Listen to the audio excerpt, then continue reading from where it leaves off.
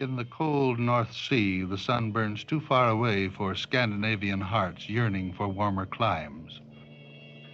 But a mackerel sky means good weather ahead and a voyage under sail into the blue seas of the Mediterranean. To 20 young sailor cadets who have worked all year and won a seaman's holiday. They wait aboard the Viking, a training ship of the Swedish merchant marine that's been home to them and a hard taskmaster. 20 teenagers, Nords, Swedes, Danes, and Germans, they have a dream in common. For on graduation day, they were chosen for Operation Big M, to sail the three-masted schooner they haven't yet seen from Göteborg Harbor into the Mediterranean.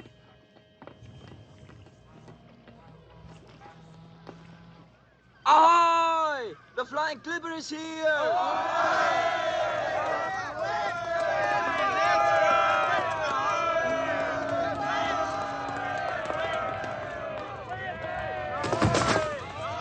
Yes, that's the ship, the Flying Clipper, and she's a brigantine, American design, English built, and bound for the Golden Horn.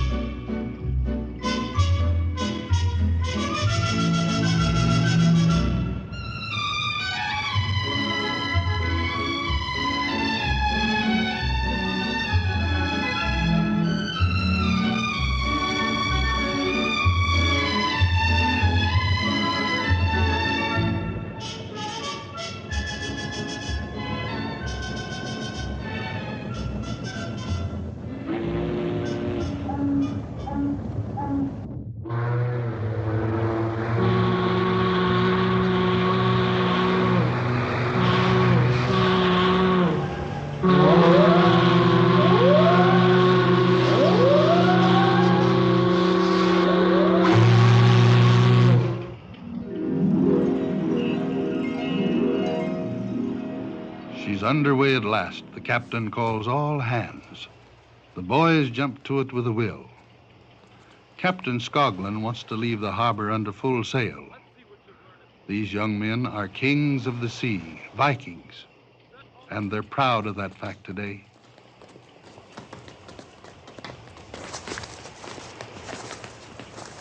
Hey, the shot pull up first.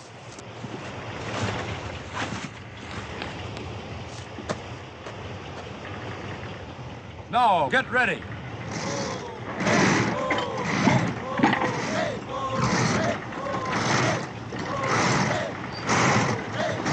Outward bound, every pulse echoes the spirit of 1,000 chanties sailors have sung at the start of a voyage.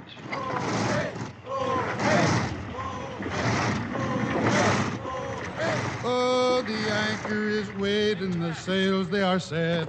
Way you Rio, The girls that we're leaving we'll never forget. for we're bound to the Rio Grande, and away you Rio, way you Rio, The girls that we're leaving we'll never forget. for we're bound to the Rio Grande, So goodbye, fair ladies, we know in this town. way you Rio, We've left you enough to buy a silk for we're gown. bound to the Rio Grande, and away you Rio, way you Rio. We've left you enough to buy a silk For gown. we're bound to the Rio Grande, We've a ship that is stout and a jolly good crew.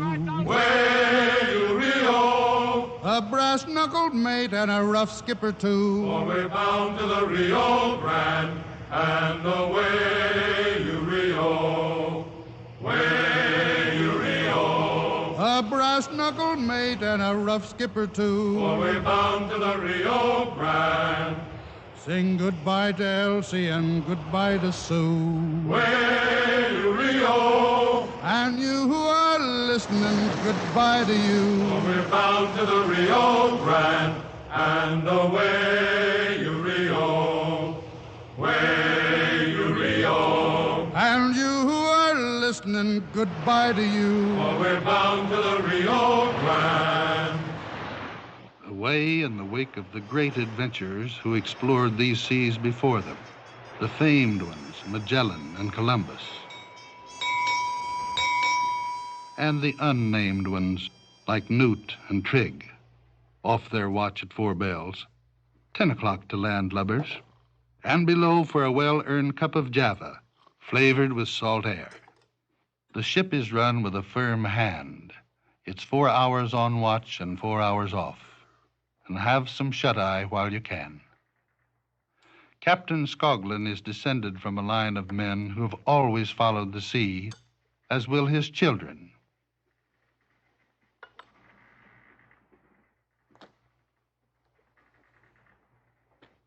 He reads his way across the seas by latitudes and longitudes and the stars in the sky.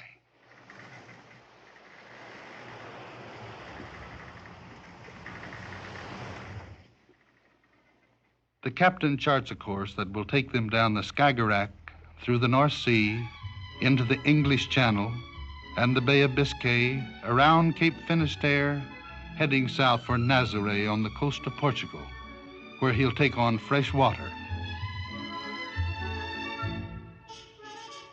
A favoring wind fills the 14,000 square feet of canvas above deck of the Flying Clipper.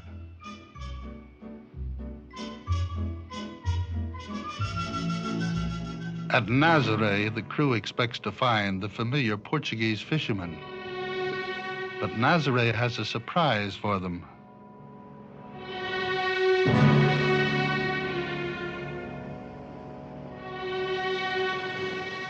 The menfolk wear brightly colored plaid shirts, like the skirts of their women.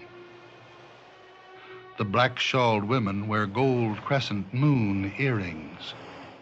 Nazaré, where the fishermen's wives haul the heavy nets in, where fishermen wrest a living from the sea with bare hands and the courage of necessity. In Nazaré, the people are always on the beach, and everyone in the family lends a hand, and bright eyes watch for sardine shoals. Eyes as bright as the gaily painted boats with their high curved Phoenician prows. Yes, the people of Nazaré are the early Phoenicians. They labor endlessly to live from the harvest of the sea. But they enjoy the challenge, for they are the descendants of the greatest seafaring people of the ancient world.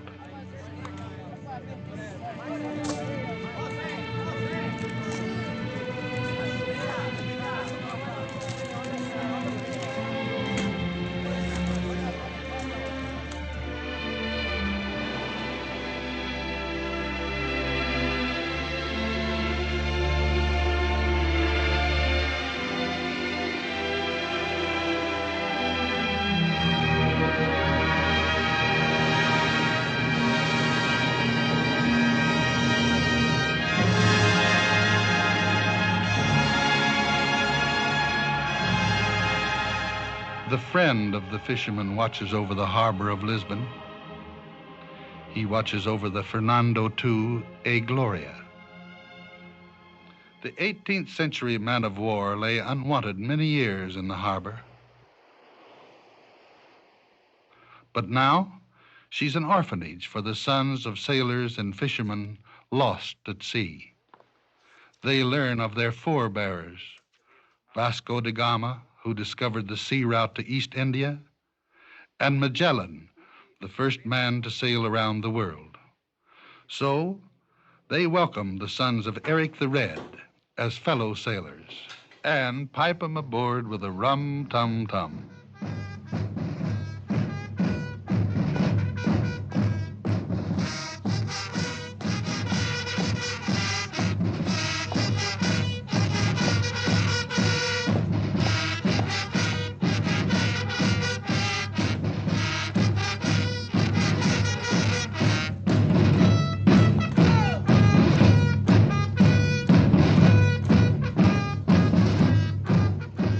Tagus River flows into the sea at Lisbon. This is the gateway to the Portuguese Riviera. The Carthaginians discovered it, the Greeks discovered it, the Romans discovered it, and now we have discovered it.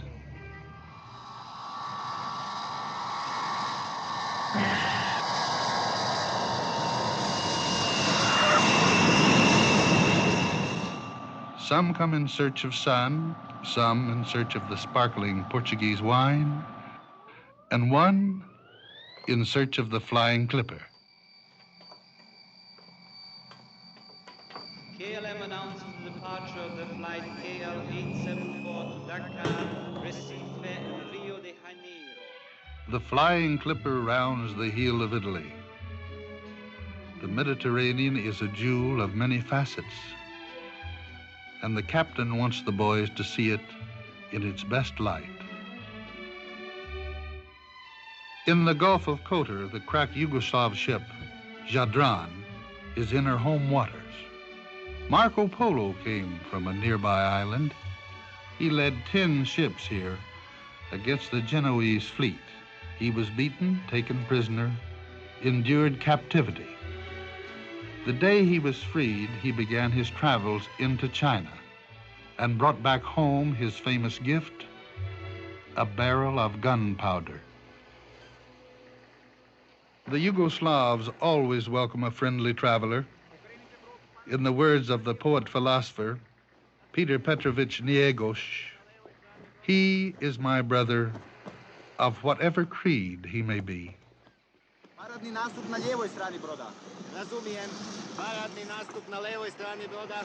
Krenite vodu paradnu poziciju na levu stranu. Hej! Hej!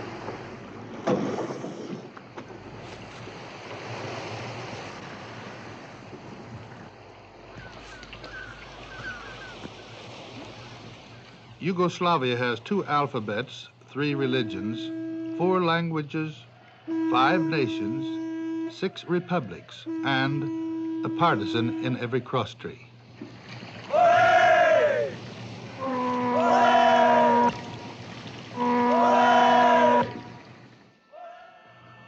Yugoslavia has two voices.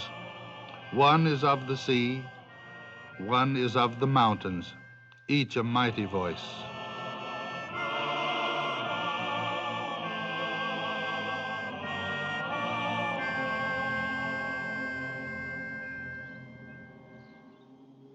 For the Kotor motor scooter girls, it's a field day.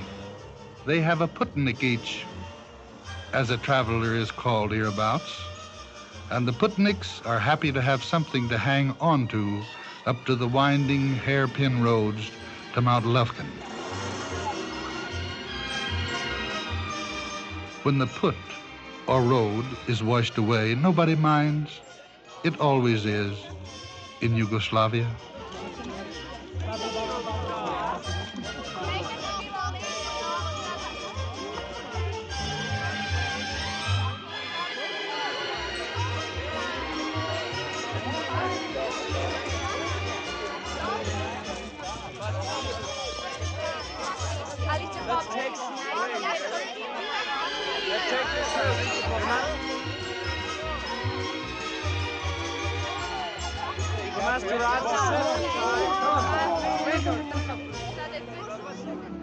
These are the mountains of the Guzlari, the wandering minstrels who sang of blood and courage, of the hunters and woodsmen who came from the forest of Eastern Europe and called these cypress woods Dubrava.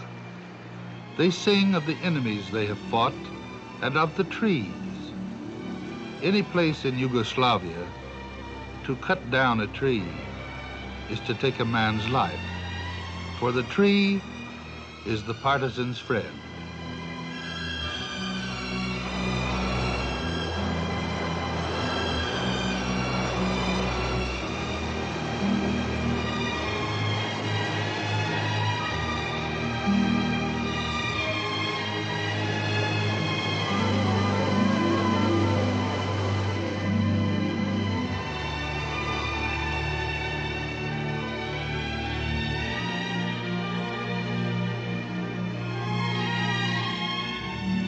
The hairpin bends of Mount Lufkin are easier to negotiate than the feelings in a sailor's heart. Sailors the world over remember and say of the Yugoslav girls, "My true love, she was beautiful. My true love, she was gay. So I'm taking a trip on a clipper ship 10,000 miles away."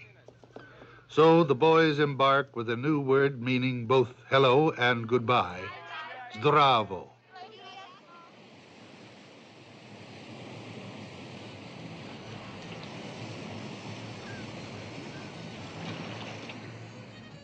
And Zdravo Dubrovnik.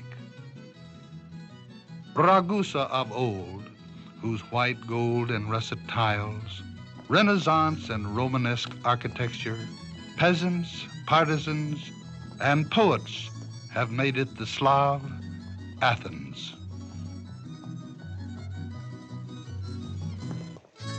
Yugoslavs enjoy being fast on their feet, and the fastest footwork is in their national dance, the Kolo.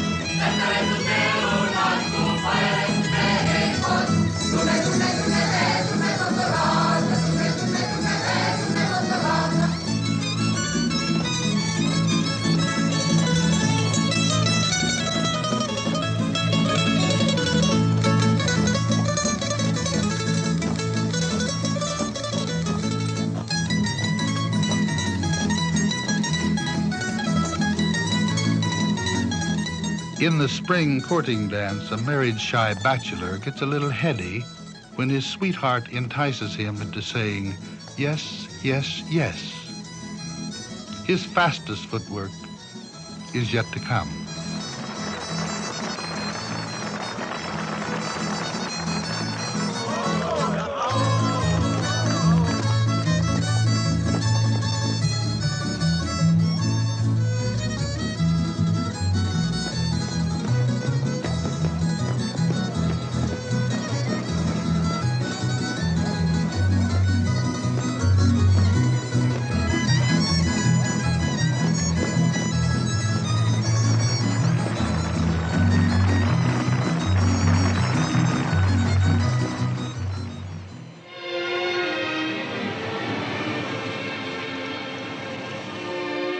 Hold 135.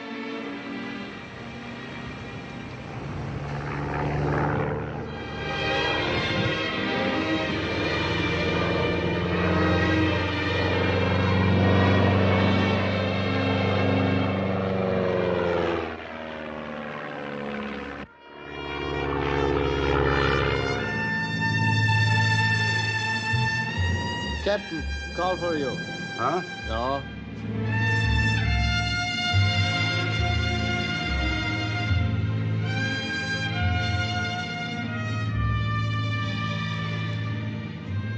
The teenage odyssey of the Flying Clipper has excited the curiosity of the picture magazines of Europe. This is Hans Hoopman. Can I speak to your captain, please? Over. Hello, Mr. Hoopman. Go ahead. Hello, Captain. Hello, Captain. Can you give me a chance to meet you on board to take a few pictures? Over.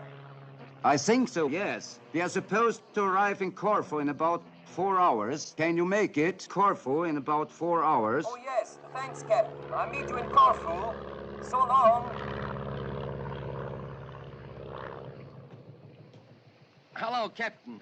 The captain welcomes the journalist aboard, and Mr. Hoopman's presence arouses a pretty good forecastle rumor. This is Mr. Hoopman from the German press. A reconnaissance party is elected to straighten out the hearsay. What's going on? Yes, I think so. We can. We go directly to Port Said, and if you make plans, we can meet there. You know the stories about school ships. They're great. People are very interested to see those things. So I thought we'd do this story. Oh, very fine. I'm glad I can help you. Hoopman plans to write the story of 3 young sailors at liberty in timeless Egypt. A friendly rough and tumble will decide which 3. Okay, step out, boys, and take your chance. Hey! Don't lie down. Hot in water. Don't forget to dance, mister. Oh, yeah. Go on. A pillow fight on a greased pole is an old Scandinavian custom, like walking the plank, or spitting on a dry chip and tossing it heads or tails, wet or dry.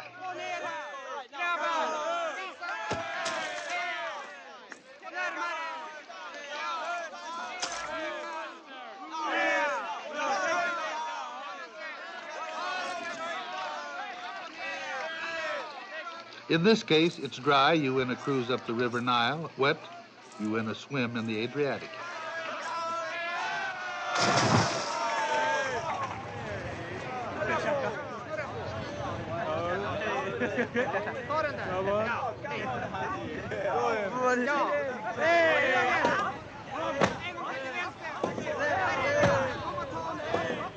Färdiga.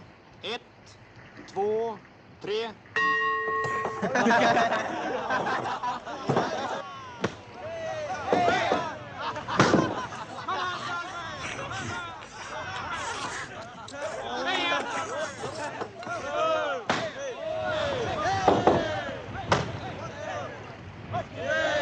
The Windjammer kids come from good homes. If their parents could see them now.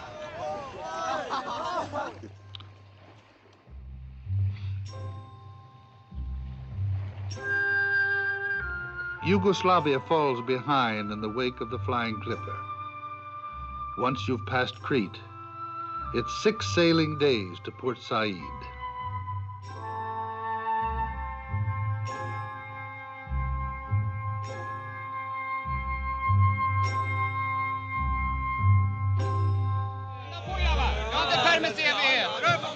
In Port Said, the most popular ship-jumping port in the eastern Mediterranean, the 3 winners go ashore to start their adventure up the River Nile, and the skipper gives everyone else shore leave.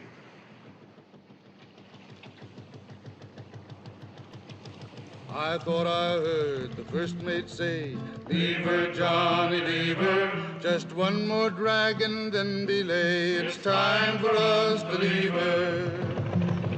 The work was hard and the voyage long. Leave her, Johnny, leave her. The seas were high and the gales were strong. It's time for us to leave her. The sails are furled, our work is done. Leave her, Johnny, leave her. And now on shore we'll have some fun. It's time for us to leave her. It's time for us to leave her. It's time for us to leave her. The Flying Clipper is the guest of the Egyptian government in the Suez Canal, the 100 miles of waterway connecting the Mediterranean to the Red Sea. Oh, friend, what do you say to that? Why, I've seen Dan before.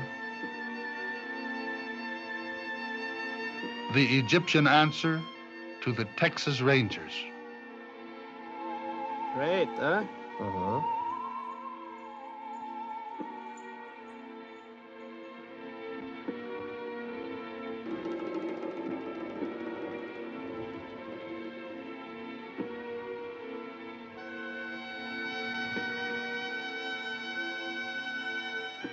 A brigantine in a sea of sand, sailing on a ribbon of water 35 feet deep.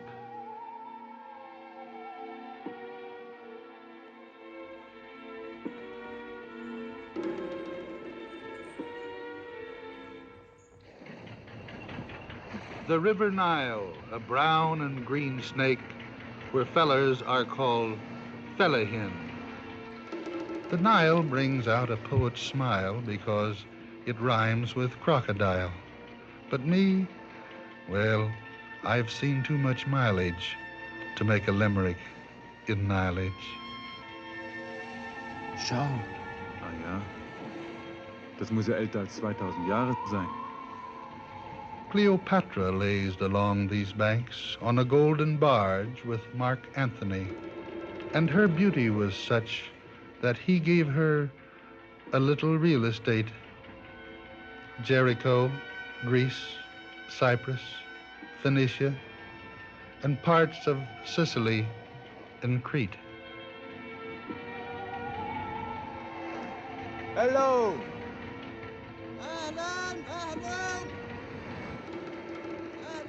The only water in rainless Egypt, the Nile, is sacred to farmers because it overflows into their fields, filling them with rich, fertile silt.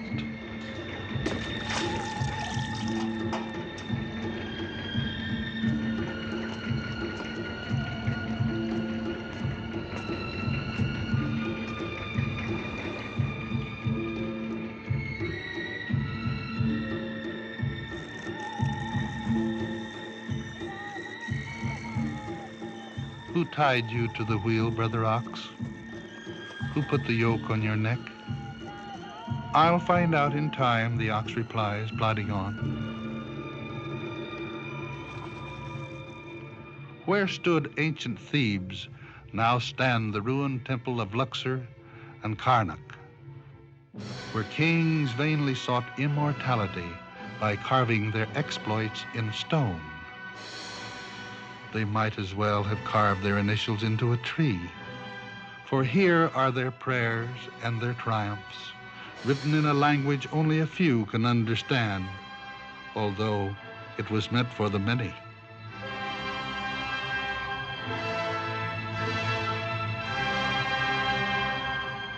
Yet, when we walk the avenue of the Sphinxes, we can understand something of the great civilizations which flourished here and disappeared on the grinding wheel of time.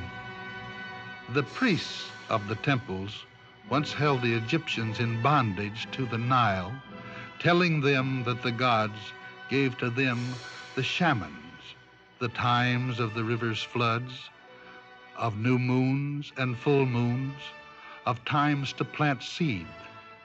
Out of the sham rituals and the people's simplicity came the first calendar. Only sunset each day would release river folk from the tyranny of the day, and the river birds to hunt without fear of the brown hawk.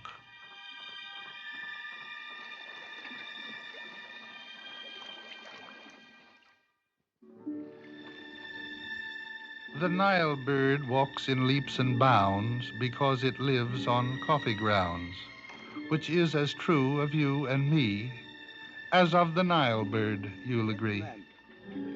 The coffee makes Egyptians smile. It's twice as muddy as the Nile. Sure, aber Kaffee ist Kaffee. Thanks. Thank you. Thanks. Not bad. The villa of the Begum Aga Khan is on the riverbank. The Aga Khan, leader of the Ismailite Muslims of India, is buried on the hill overlooking the Nile. It is here that many generations ago his ancestors began that branch of the Islamic faith of which he became the spiritual head.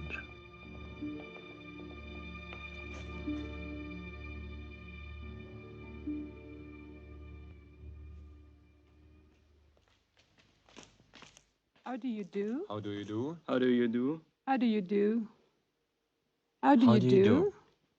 Where do you come from? We are coming from the Flying Clipper. Oh, that's a very fine You know boat. it? Yes, it is very fine indeed. The boys were greeted by the Begum and found her to be a gracious French lady whose way of life had taken her as far away from the green trees of Paris as their travels had taken them from their homeland. And I wish you a very good trip. Thank you, madam. Goodbye. Goodbye. Goodbye. Goodbye. Goodbye. Goodbye.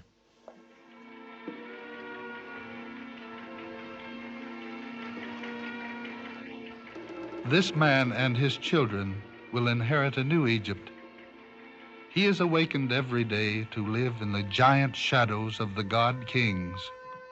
He will awaken tomorrow to a shimmering lake, the high Aswan Dam, whose waters will free Egyptians of the past, the best and the worst of it, and of the awe and majesty of the 3,000-year-old temples of Abu Simbel.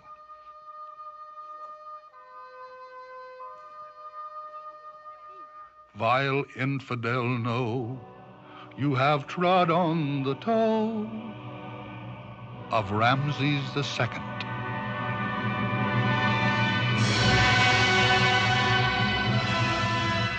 The archaeologists of the New Egypt will have to be skin divers to see these kings in their thrones. But if a cat can look at a king, my friends, so can a catfish.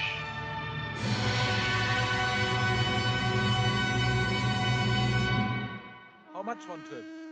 At sea, sailors amuse themselves. Ashore, they amuse everyone else. Let's go. Go on. What gun? Go on. يلا بينا يلا بينا يلا بينا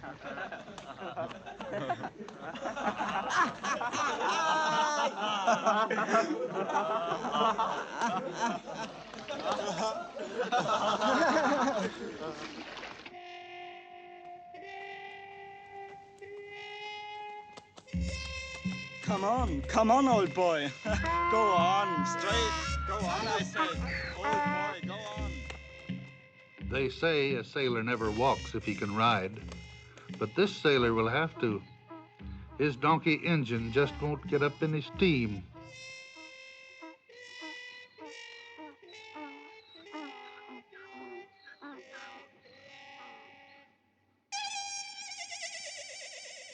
In the Valley of the Kings, the treasures of Tutankhamun lay undiscovered until the 20th century. Tutankhamun became king at the age of 9 and reigned on the throne of Egypt until he was 16 years old. They say you can't take it with you, but King Tut proved you can stay with it. Young King Tut stays now in the Museum of Antiquities in Cairo.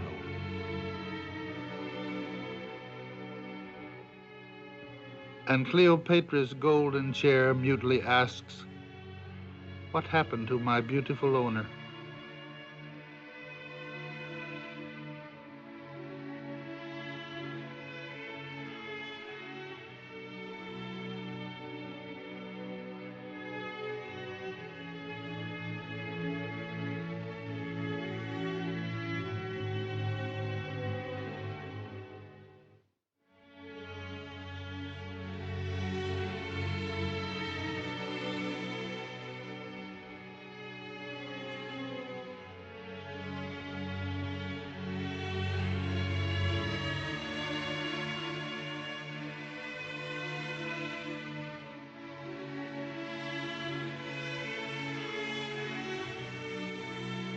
The newcomer is only on top of things in Cairo so long as he is airborne.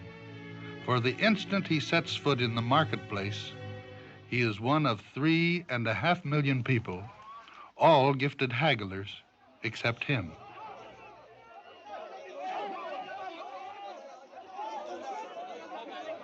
Sailor, when a souvenir merchant smiles at your offer and says, "Bukra fil mishmish," he means when the apple blossoms bloom, and there are no apple blossoms in Cairo.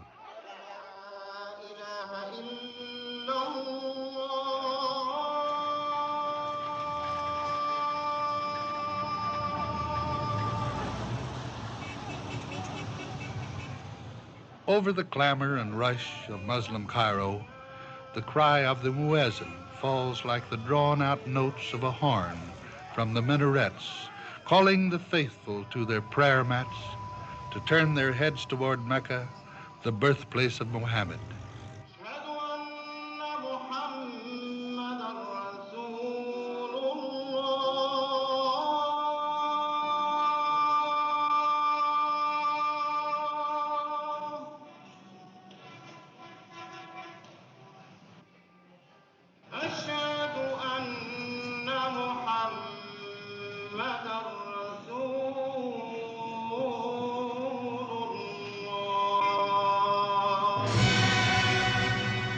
The pyramids of Giza ask a question, give no answer, stand on the earth, point at the heavens.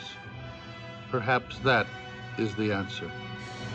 Ask Giza's leading lady.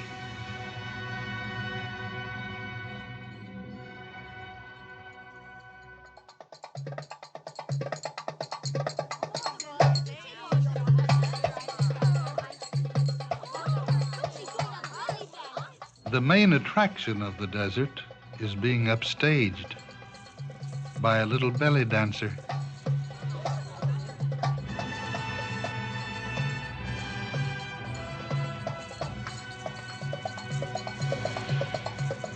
Poor Sphinx, the only woman who can never say what she thinks. Straw-hatted ladies on camels make up for her stony silence. Fair game for the barbs of Oscar Wilde. Women tourists are sphinxes without secrets. King Chops enslaved thousands of this fellahin's ancestors to build his pyramid, the biggest tombstone of them all. Now, Fellahin makes a good living from the pyramid, betting tourists he can climb to the top in 5 minutes. Kings may come and kings may go, but Fellahin go on forever.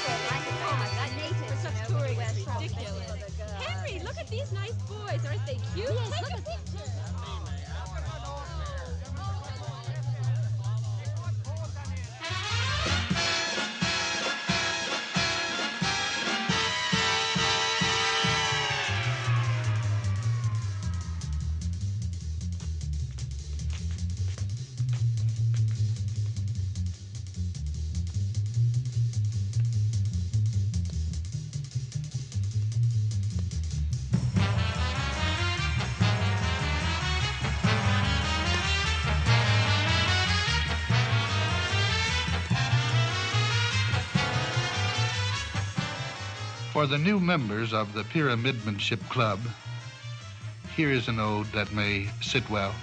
King Chop's monumental ego gives all but a sailor vertigo, for he got his balance up on the top gallants, as men do who down to the sea go.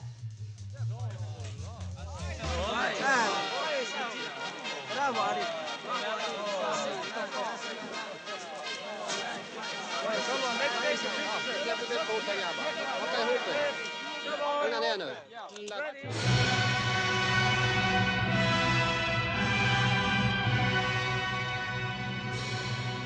It's farewell to the land of sun gods and pharaohs when the flying clipper starts toward the more familiar lands of the New Testament.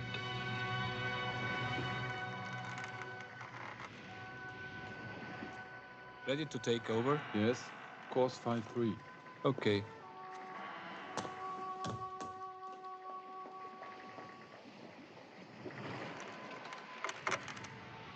Go new course 5-1.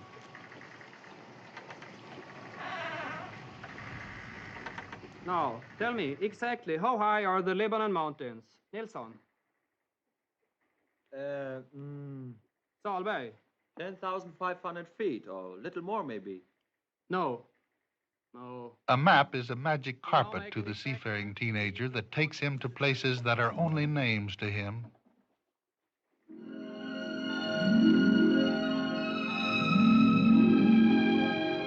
He charts his way nor-northeast of Haifa to the Mediterranean waters of Beirut, the capital of Lebanon.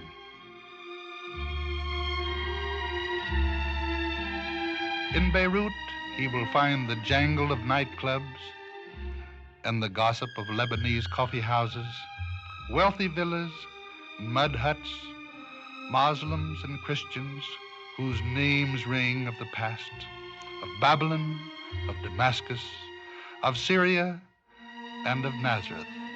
He will find the few hundred trees remaining of the giant cedars of Lebanon, which Hiram of Tyre gave to Solomon, that he might fashion of them the temple of Jerusalem, and of which Zechariah spake a true prophecy. Howl, fir tree, for the cedar is fallen, because the mighty are spoiled. In the land of an eye for an eye, Hiram of Tyre didn't plant a tree for a tree. And King Solomon had 700 wives, so he just didn't have the time.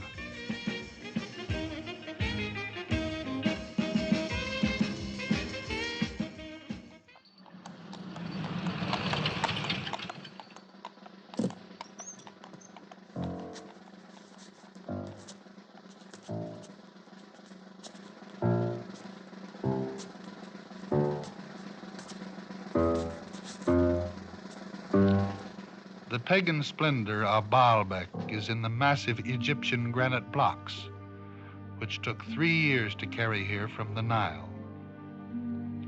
These magnificent columns could tell of the unspeakable blood rituals to the Baal of Syria, of the Helios of Greece, and of the Heliopolis, of the temples of Jupiter and of Bacchus.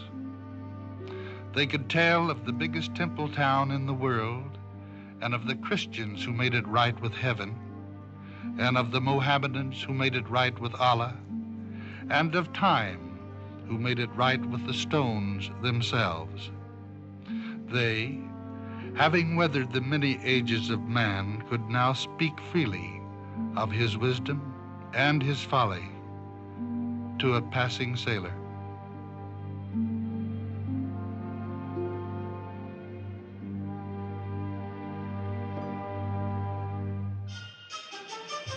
The Damascus Road climbs up out of the blazing heat of Baalbek, 6,000 feet into the mountain snows.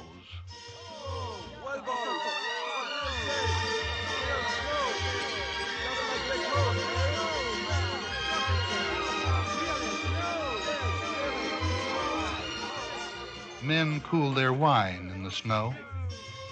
Little boys cool lemonade. and sailors cooled their landing gear. Come here.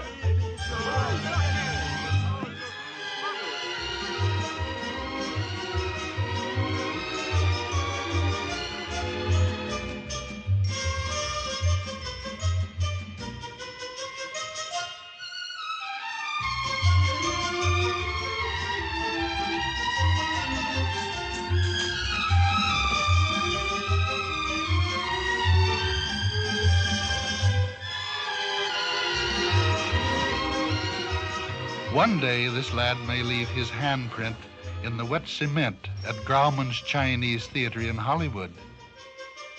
Meantime, he's about to make a Sitzmark, which is accomplished by throwing both skis up in the air and landing flat on your zits in the snow.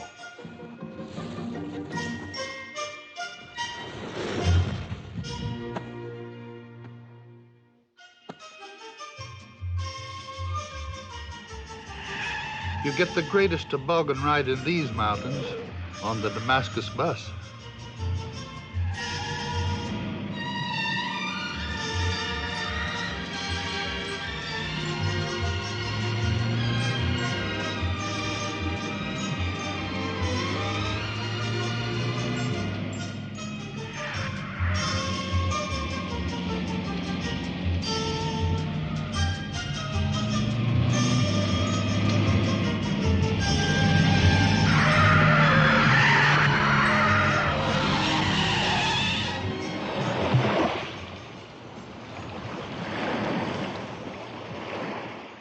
The weather report from Rhodos Radio, sir. It's not so good. I'm afraid we're heading for a storm. Well, let me see. The Mediterranean southwest of Turkey is a fascinating place. One day, it's as calm and sunny as a Turk dreaming into his bubble pipe. Another day, it rages like a whirling dervish. In these waters, Aeolus gave the great Odysseus a fair wind, and he gave him all the foul winds tied up in a bag. Odysseus, however, had a landlubber aboard, and naturally he wanted to see what was in the bag. And he untied the strings, and he loosed the four winds.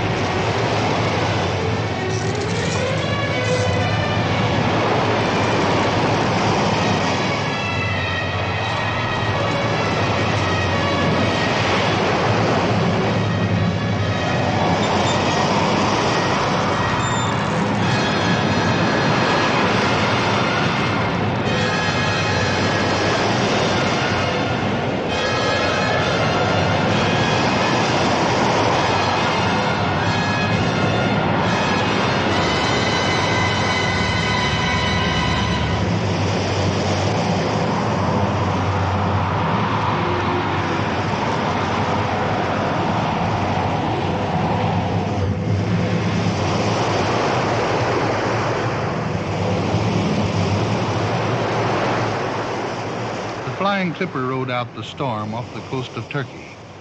in the lee of Antalya, the port from which the Apostle Paul and Barnabas sailed for Antioch.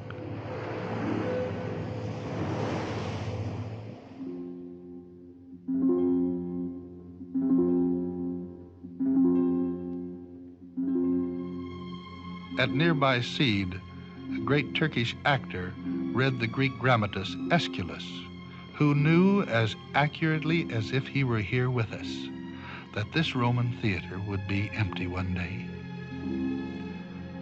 Alas for mortals, what's their power and pride? A little shadow sweeps it from the earth.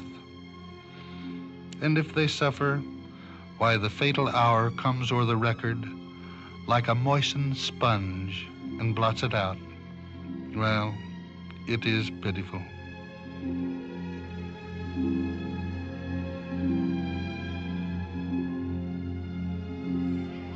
On the beach of Alanya, menfolk gather for the favorite pastime of Turkey.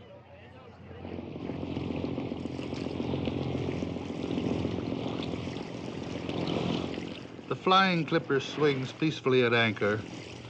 Ashore, the women sit in the shade, eating cold chops and French ices.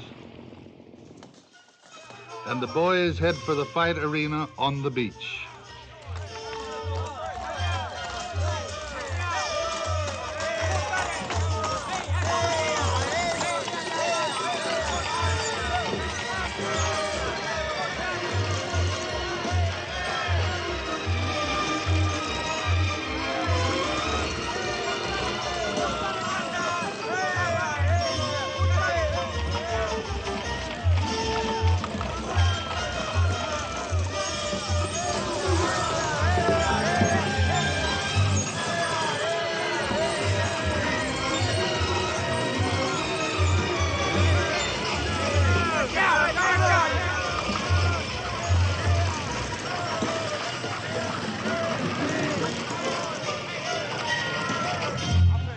Would you like to see a little Turkish delight?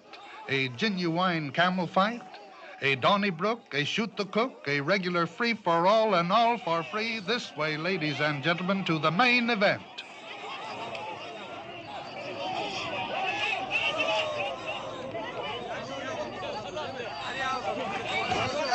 The rules are break clean in the clinches, lest they break their valuable necks. And yours too, ladies and gentlemen.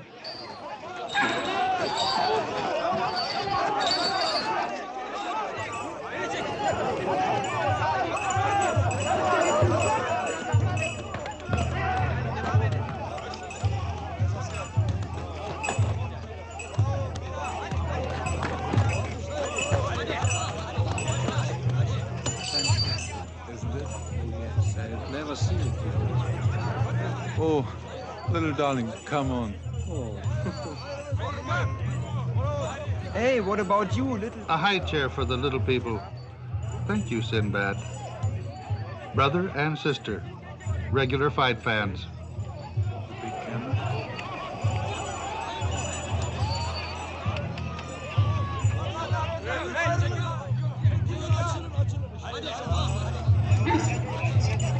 On my left, Abdul of Alanya. On my right, the waltzing Wazir who has an appointment today with Arthur Murray. Abdul leads beautifully with his chin. He applies a hooflock to the waltzing Wazir, a forearm, a four-leg jolt from the terrible Turk, and he's down. The crowd just loves all that waltzing and necking.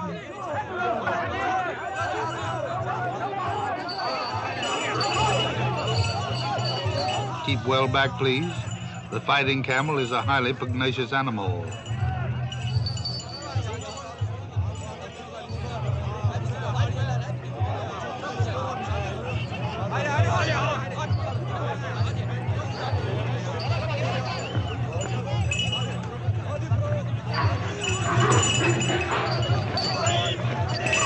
If you think all camels are filter-tipped, ladies and gentlemen, come and see the camel fight.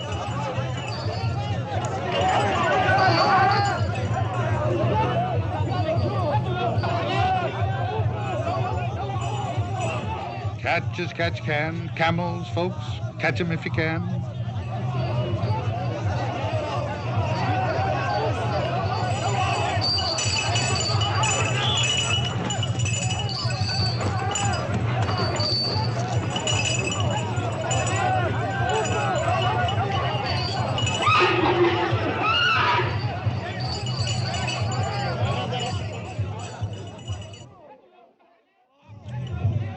Yesterday's champ and still champ, Gentleman Jim of Alanya.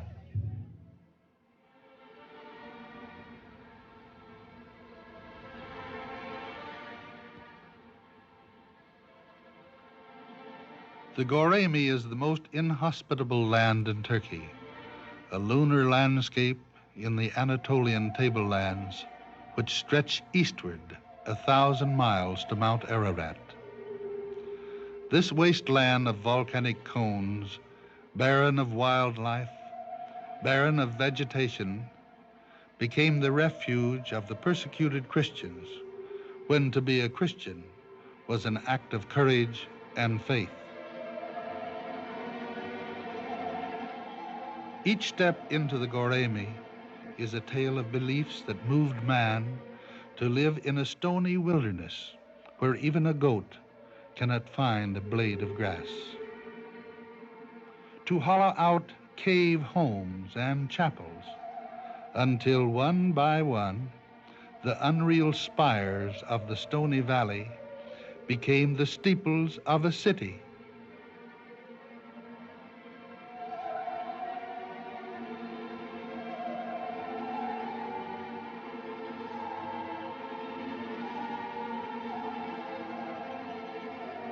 It is the tale of a way of life that could inspire men to set their hands to record for their children the tale of a man who, before them, had gone into the wilderness. The beautiful Byzantine mosaics tell of the carpenter of Nazareth, of the family of Joseph and Mary, of the flight into Egypt, and of he who came barefooted, yet his way was strewn with palms.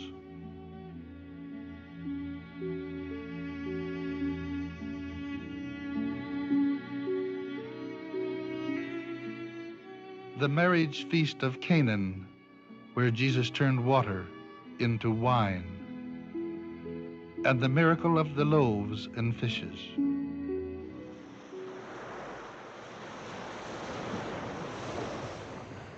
Nice, guys. Hey, It's right through to Russia. The flying clipper entered the Dardanelles. Ahead, the Bosphorus and the Golden Horn of Istanbul. Under the friendly eye of the Turkish Navy, she sailed the seas and narrows where the Trojan War was fought. The Bosphorus, leading to Istanbul, is alive with the spirits of the men who came to make it theirs. Of Richard the Lion-Hearted, who met the ghost of St. George, the one who slew the dragon, and he made the rallying cry of the crusade, St. George. Ever since, the waters which divide Asia from Europe have been known as the Arm of St. George. Istanbul stands astride the Bosphorus, the Sea of Marmara, and the Golden Horn, one foot in Europe, the other in Asia. The tremendous drama of this once most important city in the world speaks through the domes of the Santa Sofia and its six-minareted rival, the Blue Mosque. Said the Emperor Justinian, "I created the masterpiece of Byzantine architecture, Santa Sofia, to be the greatest house of God made by the hand of man. I have surpassed thee, O Solomon." Said the Sultan, "Ahmed, until I built the Blue Mosque, we had made a mosque of I, Sophia. The men who captured Constantinople were soldiers. Take Mohammed the Conqueror. He built forts like Rumeli Czar.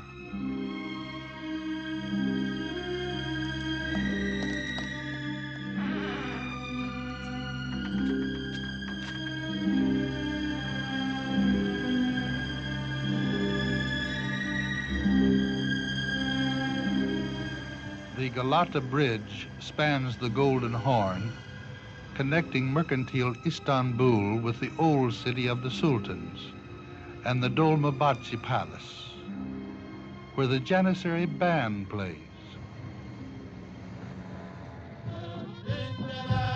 The 16th century Janissaries were the elite fighters of the Ottoman Empire, who carried the flag of the Prophet right up to the gates of Vienna.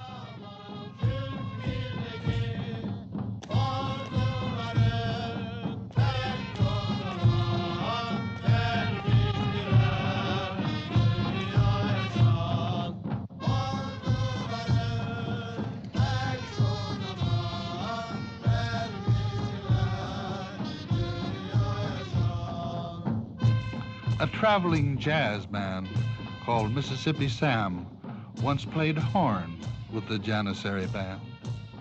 One day he played All the Girls Go Crazy About the Way I Walk, after which the band made other arrangements for him. The Janissaries are great knife throwers and great mustache growers.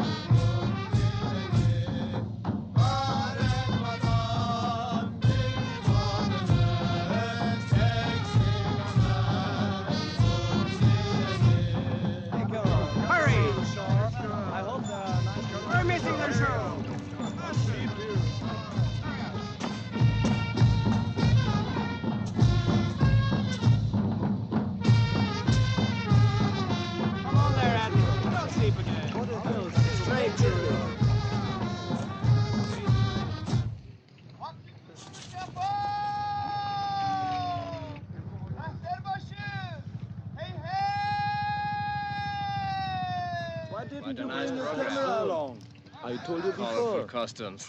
Now it's too late.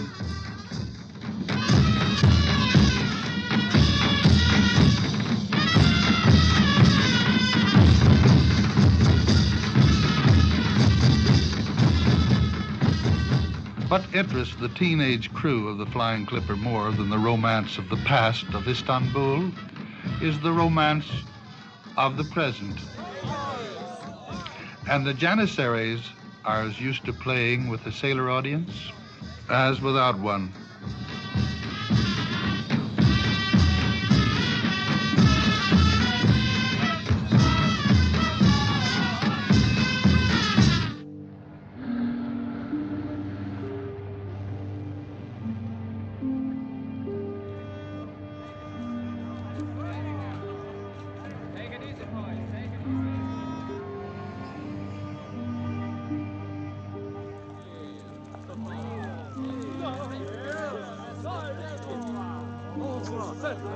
Hey, boys, stop it.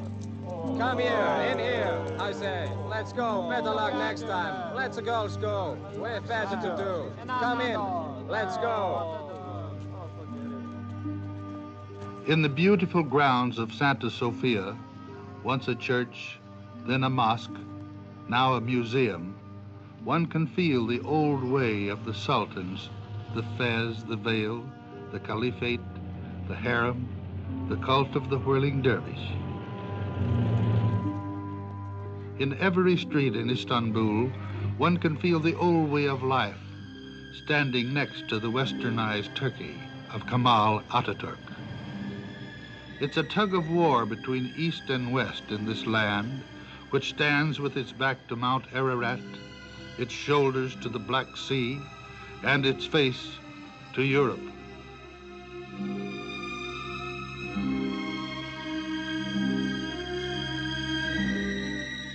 The boys say goodbye to the hills of the Golden Horn. In the sunset, the minarets of Istanbul are as brilliantly sculptured as the curving crescent moon on the flag of Turkey.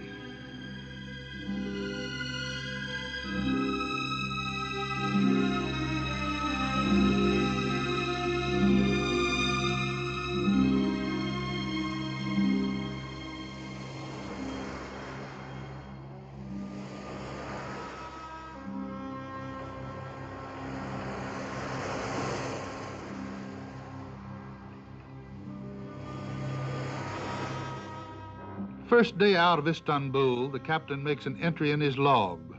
All's well.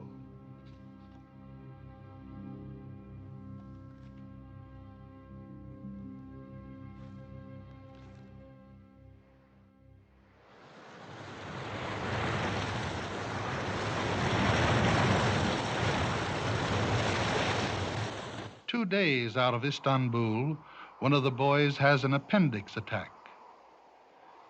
He doesn't have to face the first mate's penknife, as in the old sailing days before the miracle of wireless.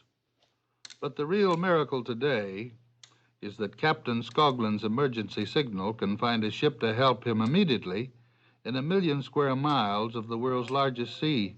Hello, all ships and all stations. Hello, all ships and all stations. Flying Clipper, Flying Clipper, Flying Clipper calling all ships and all stations. The Swedish sailing vessel Flying Clipper calling. Over. Flying Clipper, USS Shangri-La answering. What is your emergency? Over. Oh, hello, Shangri-La. I have a sick boy on board. Give me medical advice, please. Let me speak to a doctor. Over. Dr. Brown, sir, please.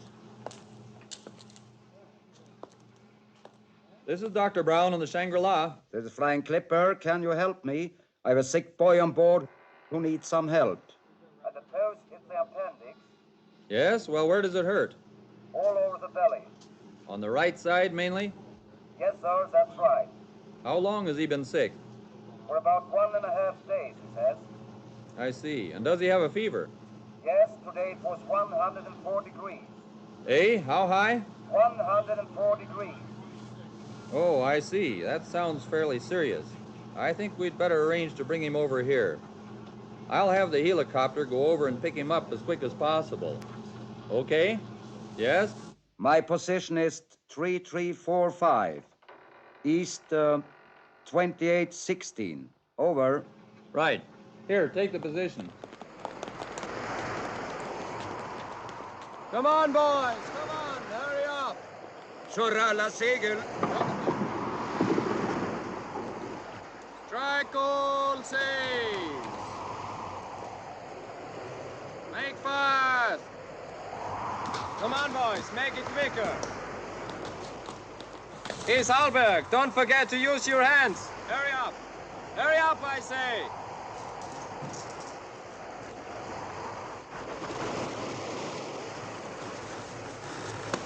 Hold it. Now stay on course. Be careful, boys. Slow it down. Slow it down. Okay. Ready to go.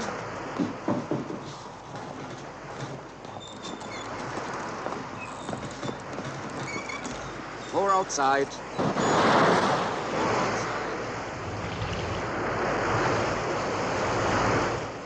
Okay. Here we go. So long. So long.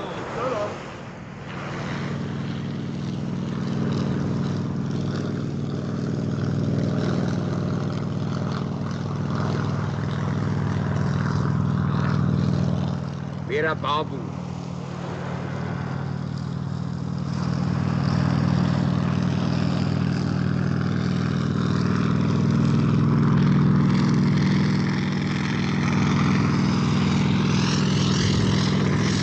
You think you can do it? Sure. Oh, boy. Always ready to lend a hand, the U.S. Navy has been in the Mediterranean for over 150 years, since the days of the wars against the Barbary pirates.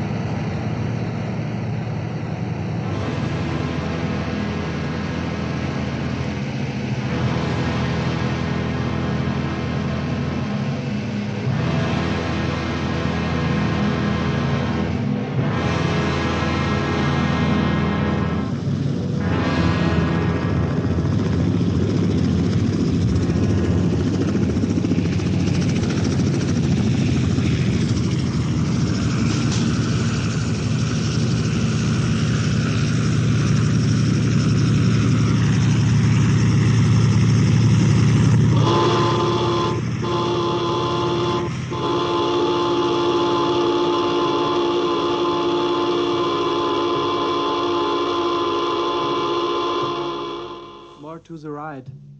Here? Yes. Ow. Okay, prepare everything. Get him on the table right now.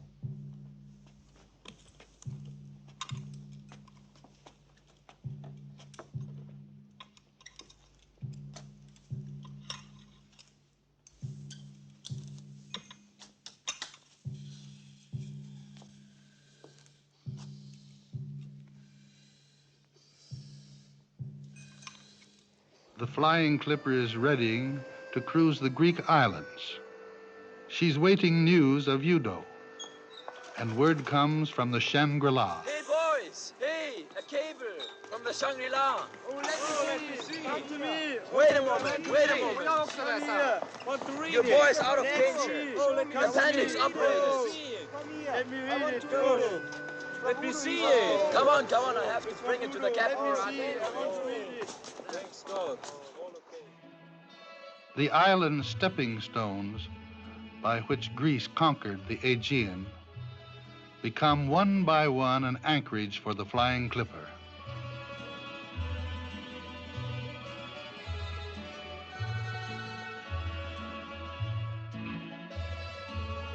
Little Mykonos, island in the sun, has over 200 churches.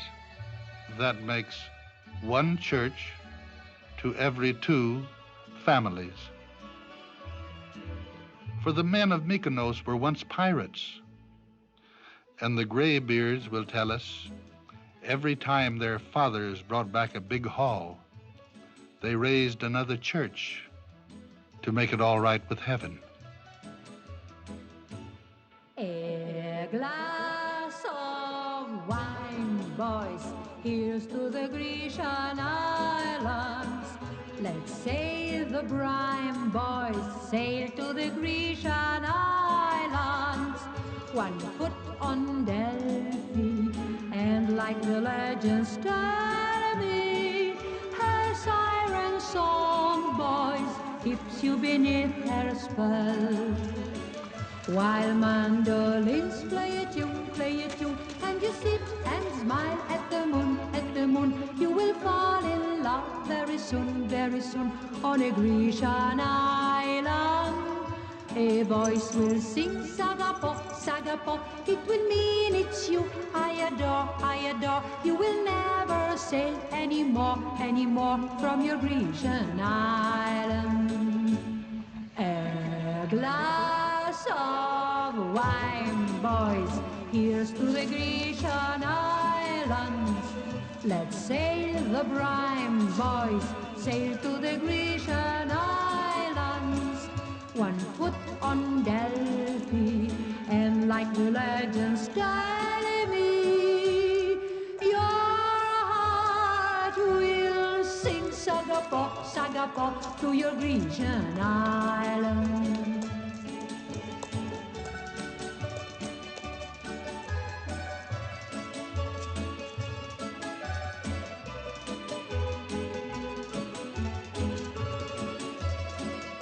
Our voice will sing Sagapo, Sagapo, it will mean it's you I adore. You will never sail anymore from your Grecian island, from your Grecian island, from your Grecian island, from your Grecian island.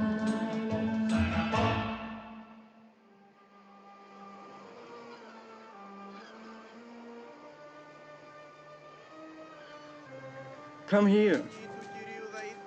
Look over there. Yeah, Hey, what's going on? In Kalymnos, the pagan Greeks made offerings to Poseidon, the god of the sea, for his protection and goodwill.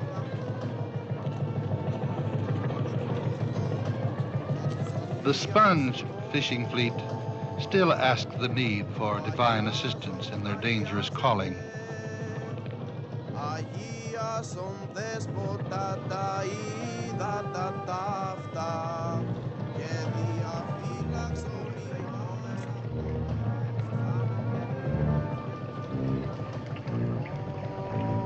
υπερπλεούντων νοσούντων καμνόντων εχμαλώτων και τους οδηγίας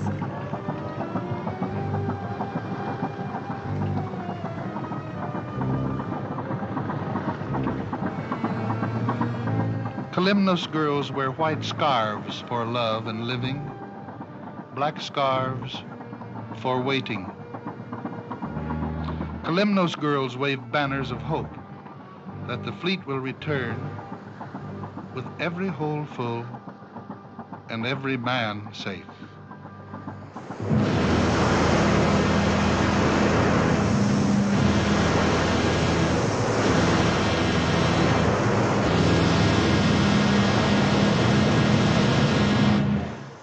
Udo gets his new sea legs standing on 180,000 square feet of deck, unfenced, like a field suspended above the earth, beyond the endless blue sea, above the arc of the sky.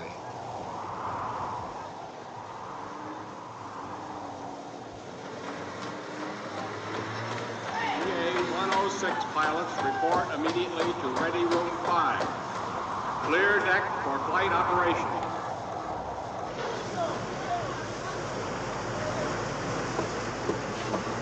Oh! Sorry, friend. Doesn't matter. Can I help you? The Shangri-La is an attack carrier of the 6th Fleet, the battle-ready fleet, which has a striking force greater than all the air forces of World War II. But she's a friendly ship, as prepared for an earthquake disaster as for a sailor's appendicitis. The Shangri-La is an island unto herself, an island that can place herself anywhere in the watery provinces that make up 3/4 of man's estate. She's nourished by auxiliary ships to feed her 2,500 officers and men, ships to keep her aircraft flying and her huge engines humming. The Shangri-La burns the same amount of electricity as a good-sized town. Thank you. The men of the Navy accept Udo as one of themselves, and his ear catches accents as varied as the parts of America from which his messmates come, the Corn Belt, the mountains, the Mississippi, and the desert. Hello. Hello. Like it here, sailor? Please? Oh, yes. It is mighty interesting.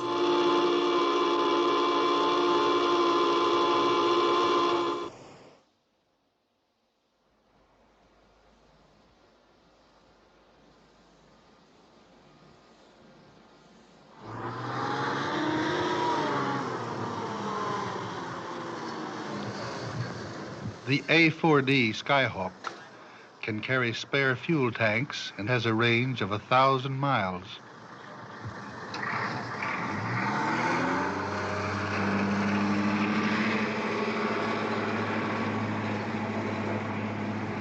And don't forget, pilot, it gets dangerous up there. You keep that nose above the water. Let's do it.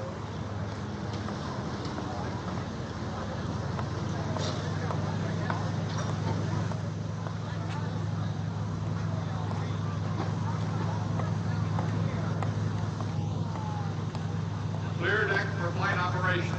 All aircraft ready for takeoff.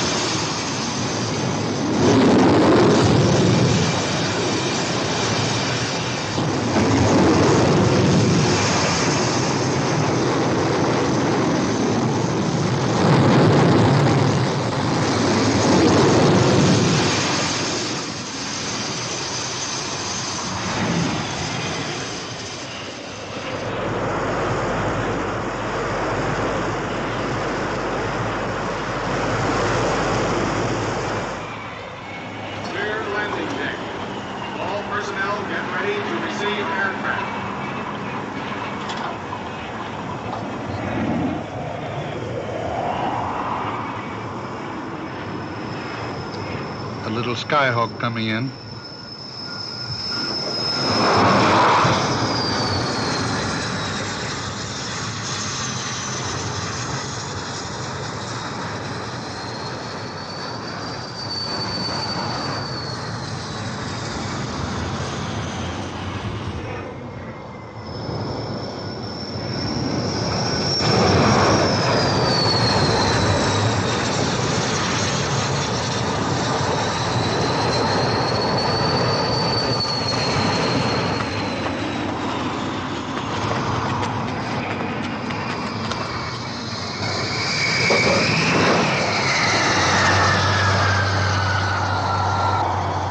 F-8U Crusader.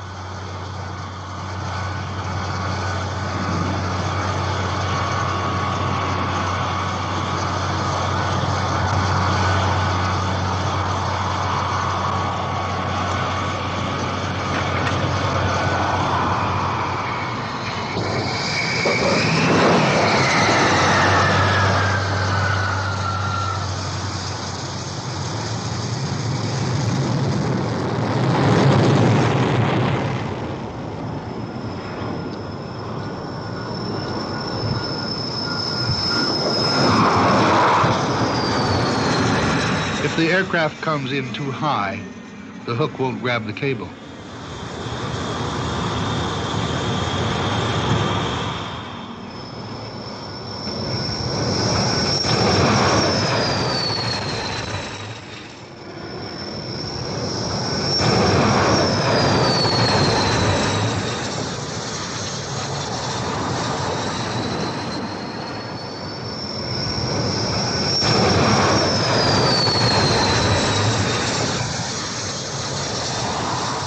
When you lean on the breeze on a deck that slants and the carrier's underway, they can tell by your knees and the hitch of your pants that you hail from the USA.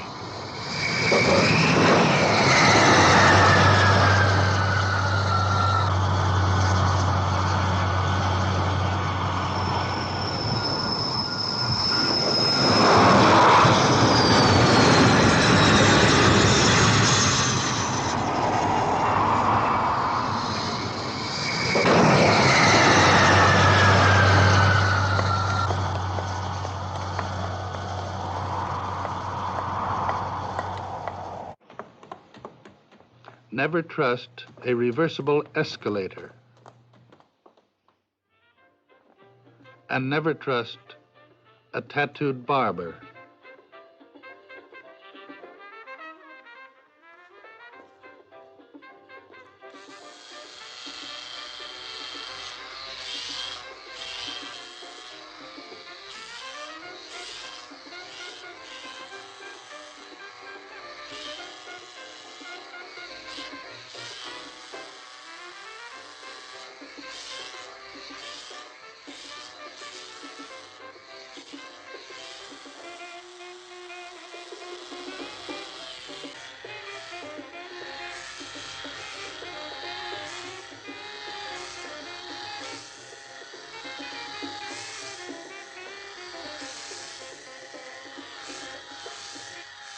Clear deck for flight operation.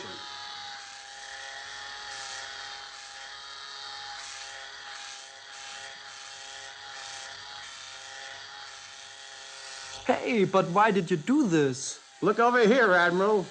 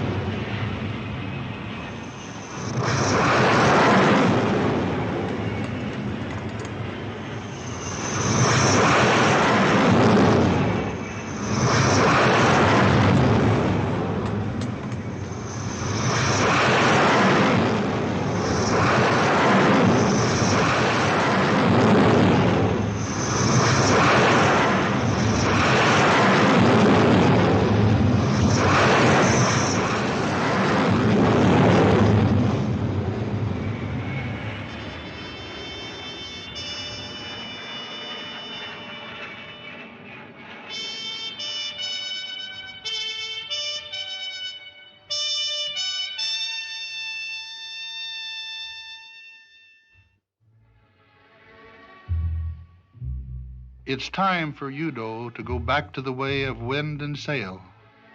Clipper stands by in a strong wind to pick him up.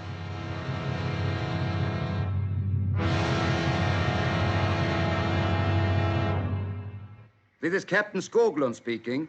Dr. Brown, I want to thank you very much for what you have done for our boy. Oh, that's okay. I think he's in good condition. We'll send him over right away. Thanks again, sir, and goodbye. Out.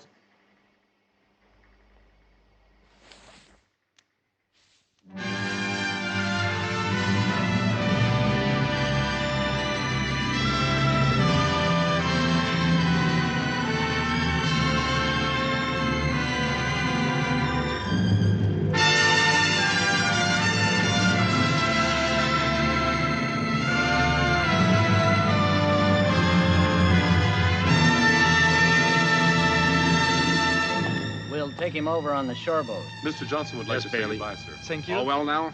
I hope you enjoyed your stay with us, son. Oh, yes, it was the most interesting time in my life, sir. Thank you.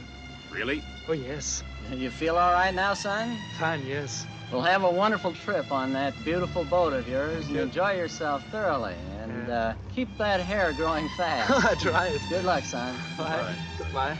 Bye. Take care. Bye.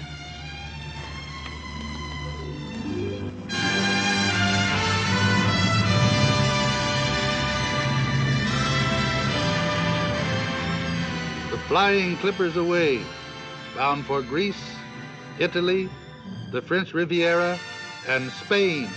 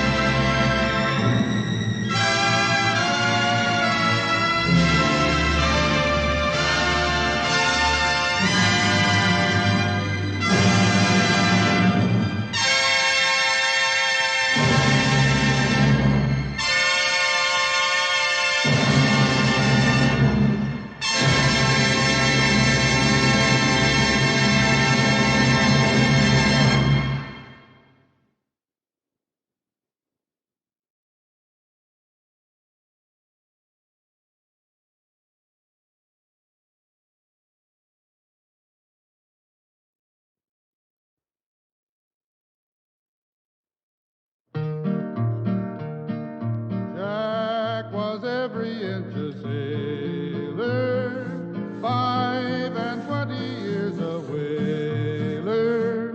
Jack was every inch a sailor, he was born upon the bright blue sea.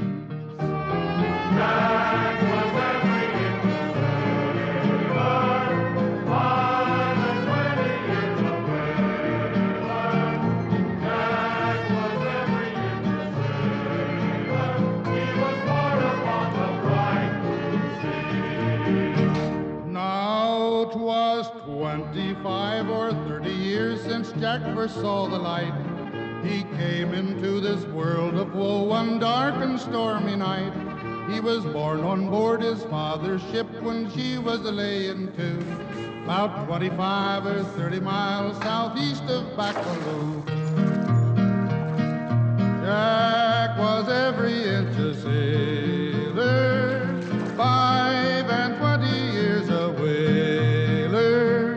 Jack was every inch a sailor, he was born upon the bright blue sea.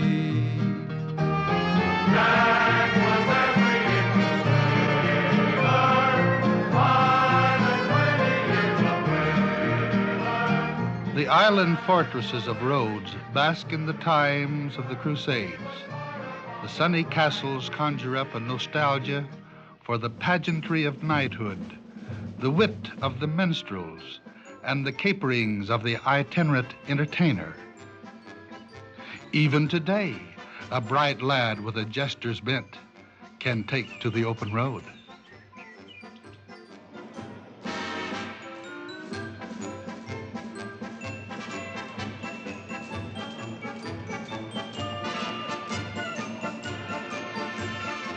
It is the king's birthday, and Rhodes is at its best.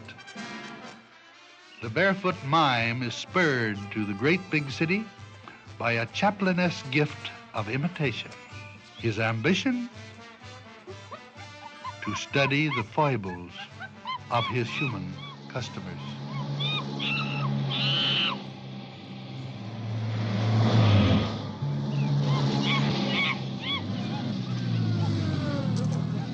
The old fellow is hitchhiking. Well, friend, coming with us? You think we should take him along? Sure, we take him on board. That gives a big hit. He looks just like your brother.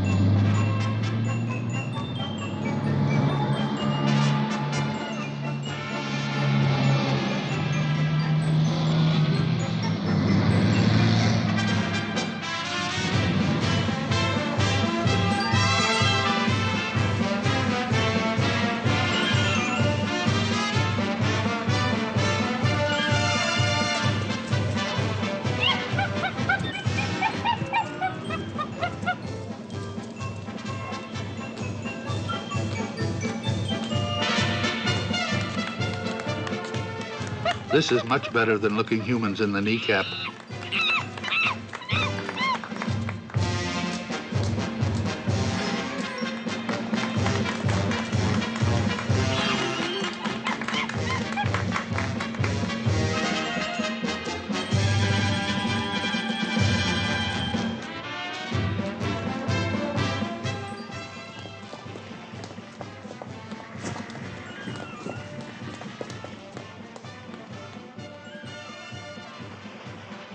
The captain meets the chaplain of Rhodes. Yes, we gave him right into town. Oh, Charlie the chimp and his monkey shines. can learn a lot from him.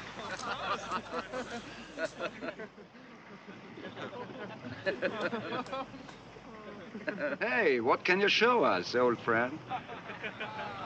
Go on, boys. Or you better take him ashore. Get him! Charlie!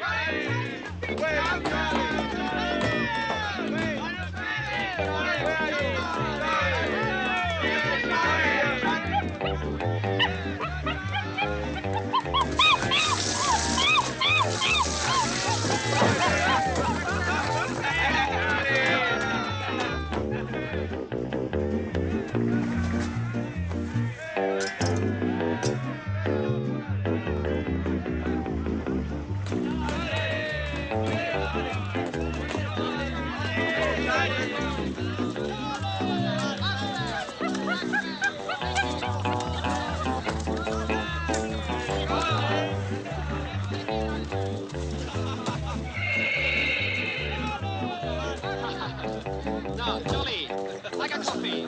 Hey, look here. Help yourself. Drink this now. Yeah, come on. Yeah, boys. You see that we got from the monkeys. He likes coffee, just like us. Charlie, do you like it here? You want to stay with us? What's it then? Yeah. Johnny, come on, let's go. Follow me now.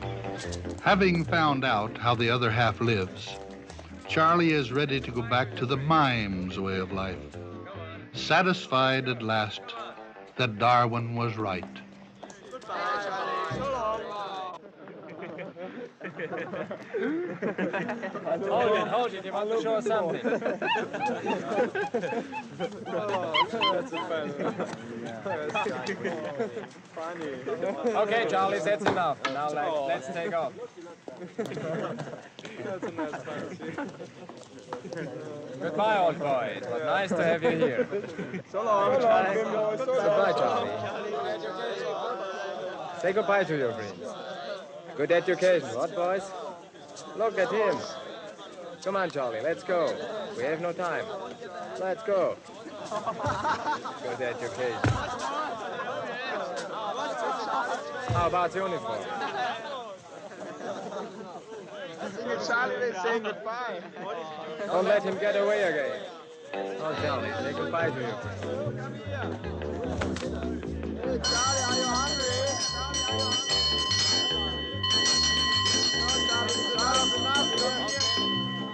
Okay, Charlie, that's enough. Come on to the boat. Let's go. Don't be funny, Charlie. Let's go, we have no time. Come on. Charlie, take it easy. Oh, he's a funny boy. Take it easy, Charlie. He's a good fellow. Okay, Nathan, go ahead.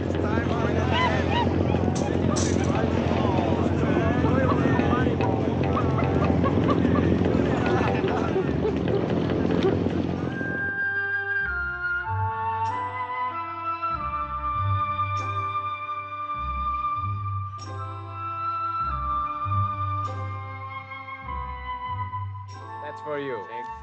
Here, Lindström, Hansfield, Shorty, that's for you. Hey, it feels like birthday, huh? Fine, thank you. Comes just in Go time. back to work again.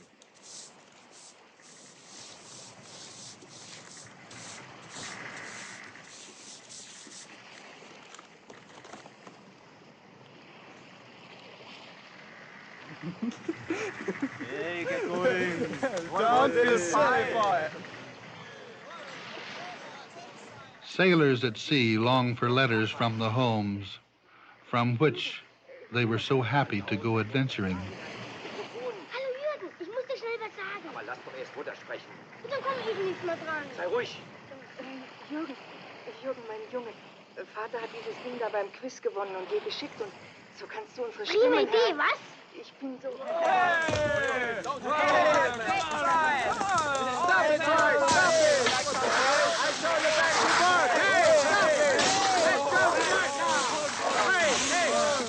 Pass gut auf dich auf, mein Junge, damit du nicht krank wirst.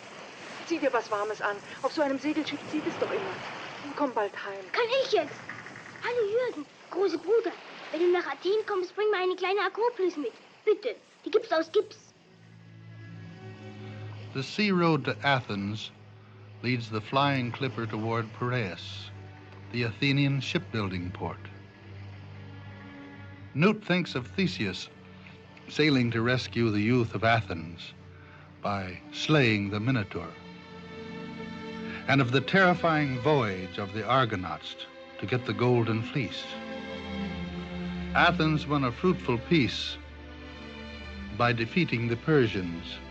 In the golden age that followed, the philosophers and dramatists of Athens gave the Western world its heritage of ideas. Democracy prospered, the arts flourished, and Pericles put the finishing touches to the temples of the Acropolis. The beautiful columns of the Parthenon fill an intangible need of the human heart. Ladies and gentlemen, you can buy everything in our beautiful country of real town. Outside, tourists play finders keepers. For at the Acropolis, one finds whatever one seeks.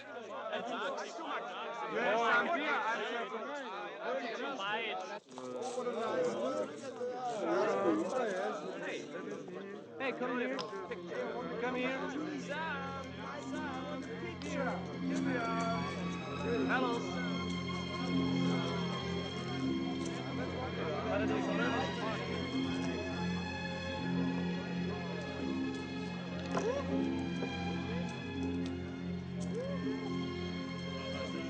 At the temple of Erechtheus, the goddess Athena won the city of Athens from Poseidon by making a sacred olive tree spring from the ground. Much of Greek culture rested on its women.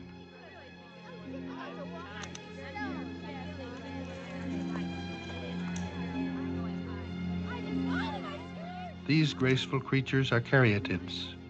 I told you, Mabel, there isn't much left to see once you've seen the Acropole. I know, you're right, but I want to go. In Plutarch's Lives, we find two sayings of the oracle at Delphi.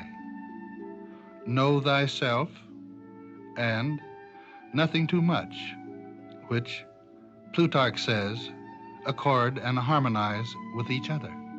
For in know thyself is included nothing too much. And so again, in the latter is comprised know thyself.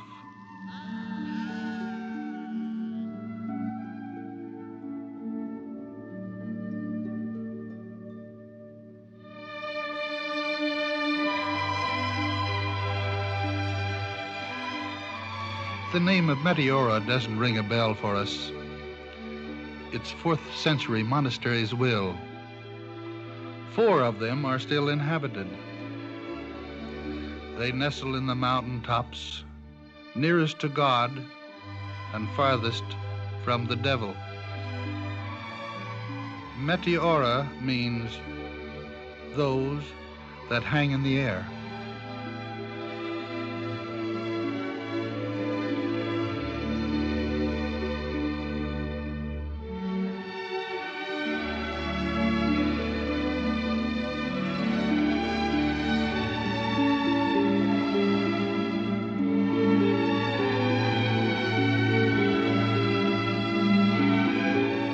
Meantime, in the hills of ancient Thessaly, the stork carries on in his old-fashioned way. As the oracle says, all things necessary the gods permit, and the Greeks are very proud of the result.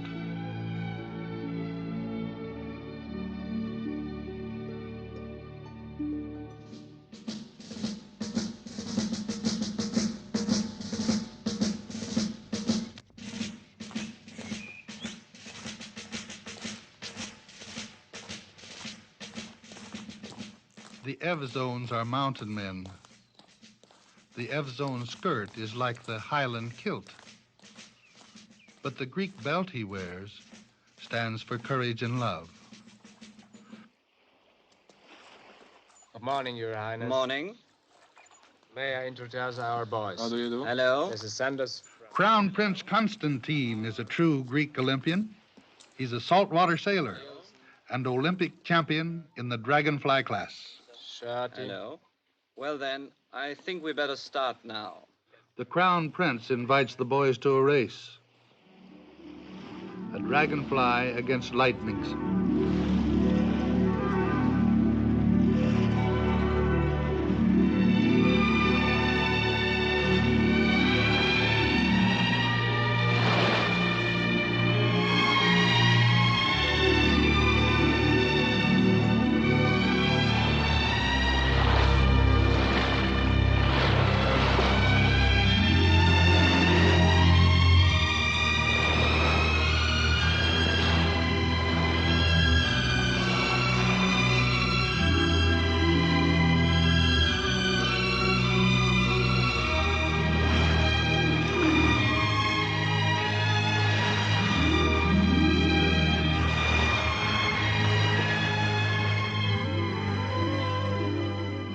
Ulysses sailed to Naples, where the siren of Capri fell in love with him, and when he didn't respond to her love, she threw herself into the sea. The fishermen of Naples found her, and they named Naples after her, the city of Parthenope. When Neapolitans talk boats, they sing nave, barca, navicella.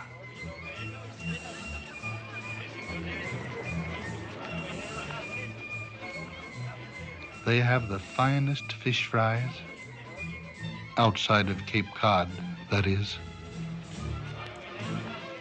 Simple folk hang their washing in the sun, the jaunty flags of the heart of Naples. Ah, dolce far niente.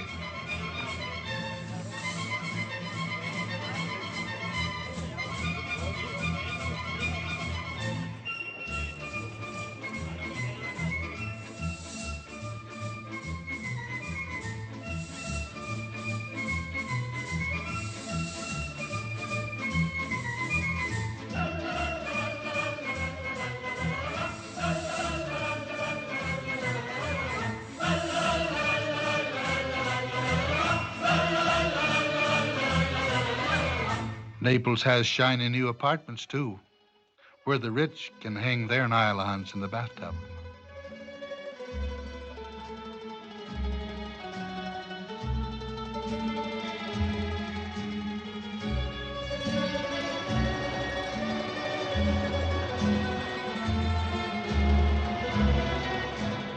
The tourist rush began on Capri in the 2nd century BC.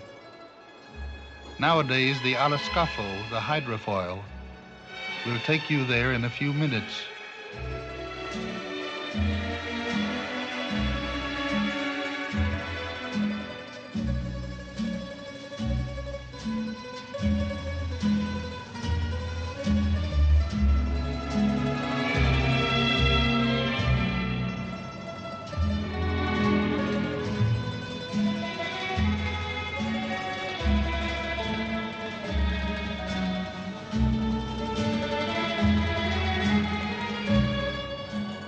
Capri is as resplendent in reality as it is in the lines of the poet Shelley. The sun is warm, the sky is clear, the waves are dancing fast and bright.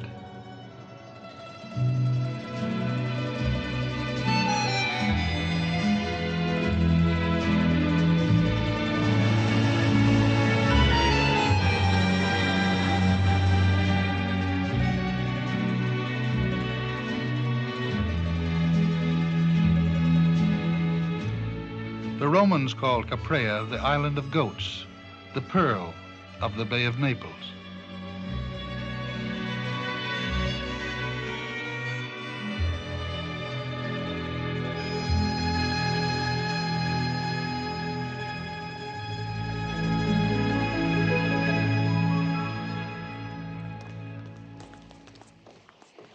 And Capri is one to all men, where the rich eat spaghetti in the sun, and the poor eat spaghetti in the sun, and sailors eat spaghetti in the sun.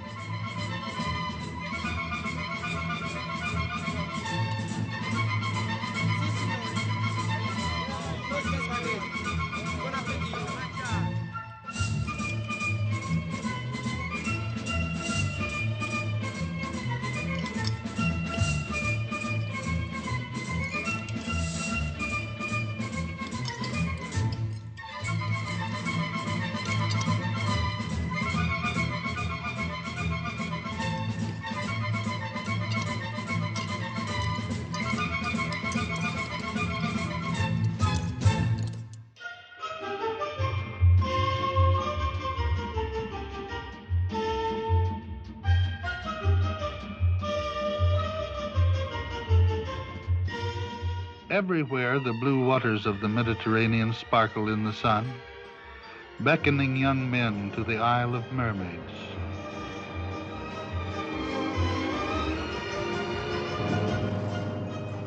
Were you ever in Capri, Bonnie Laddie, Highland Laddie? Where the sky is in the sea, Bonnie Laddie, Highland Laddie. Hi-ho, away she goes, my Bonnie, Highland Laddie.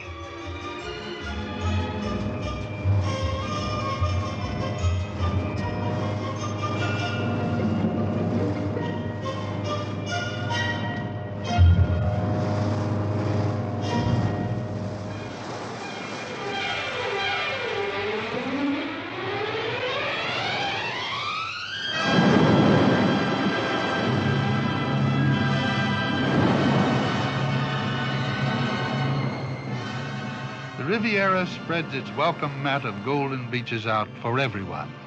From lively Saint-Tropez to Cannes, from jazzy Juan-les-Pins to Nice, from calm Cap Ferrat to the Palace of Monaco. It is the season.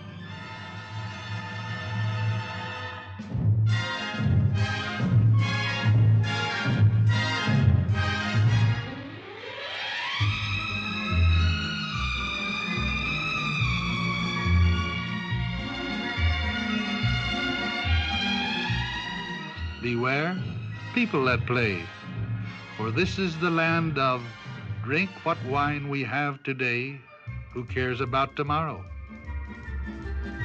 Where the newly arrived good time Charlie may be yesterday's hastily departed embezzler from London, New York, or Brasilia. The Côte d'Azur, where bald-headed kings and blue-eyed chorus girls fall in love at first sight, and at second glance find there was somebody else. To a native, the Miami of Europe, crass and brassy, live today and pay tomorrow and start again at dawn before the tab comes.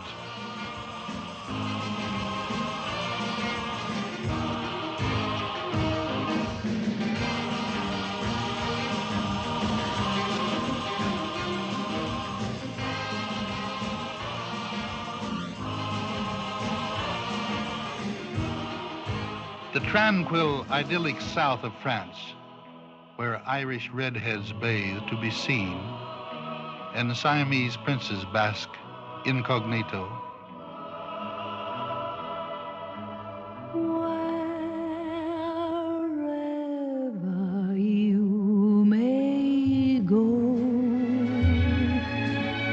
you go with my devotion. My heart will follow you beyond the deepest ocean. Sur la plage, where French, Algerian, Chinese, Tonkinese, Tahitian, Australian, German, and Cockney imitation bardos meet and mingle sur la plage on the beach. Toujours gay, kid, toujours gay. Tonight and whisper. Beware, people that play. And Jack is every inch a sailor, enjoying shore leave. To Rome or San Francisco, Hawaii or Paris, the Danube or the Rhine. Oh, please remember me when you're across the sea, and let me know wherever you may go. You're mine. Oh, please remember me when you're across the sea, and let me know wherever you may go.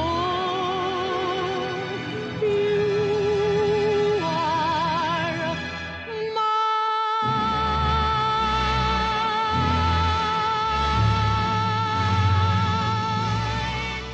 Monaco is like the American hobo dream of the Big Rock Candy Mountain, where princes peddle bicycles and sardine kings sail by in floating palaces. And the Monegasque live, tax-free. Hurry up! Take your seats! It's the first row, so down. From here.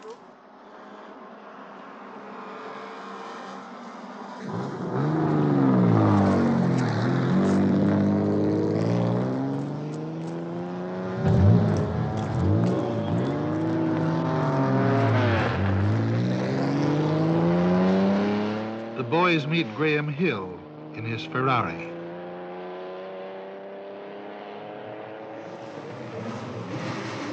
and Phil Hill, the reigning champion. Hello, Mr. Hill. Hello, Mr. Hello, boys.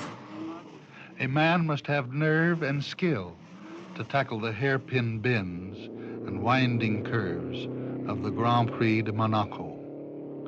It's the man who wins this battle, not the engine alone.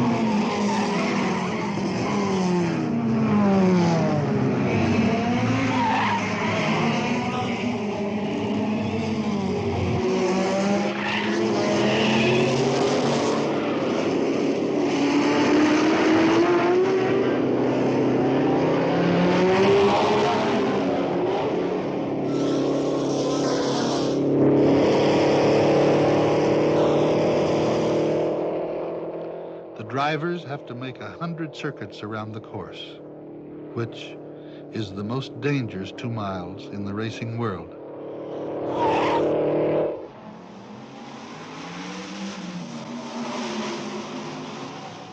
The captain admires a beautiful lady as Prince Rainier and Princess Grace begin the ceremonial drive to the starting stand.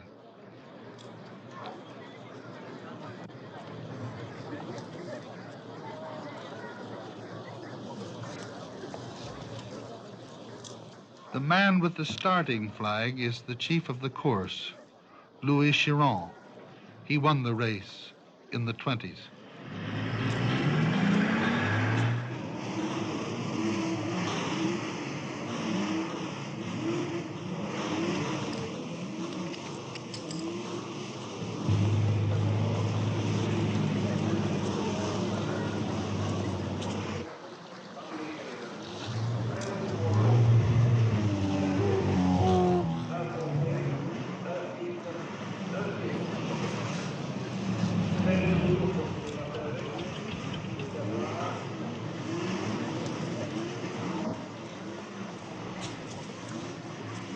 You can feel the tension in the air as the cars rev up to the starting line. That's Jack Bartram in car 14.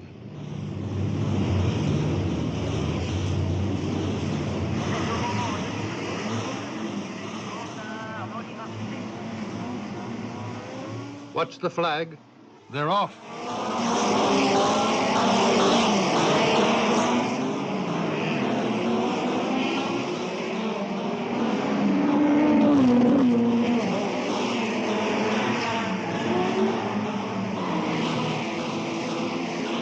The greatest gamble in Monte Carlo today isn't at the casino, it's at the Grand Prix.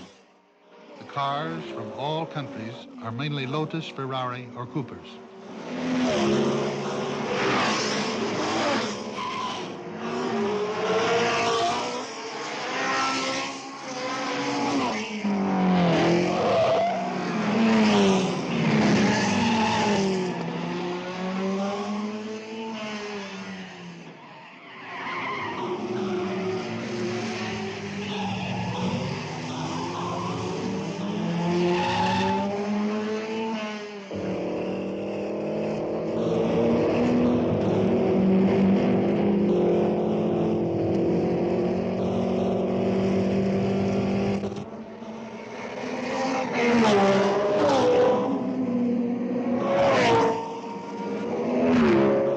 What these men find today in taking chances of speed and personal safety, we gain tomorrow.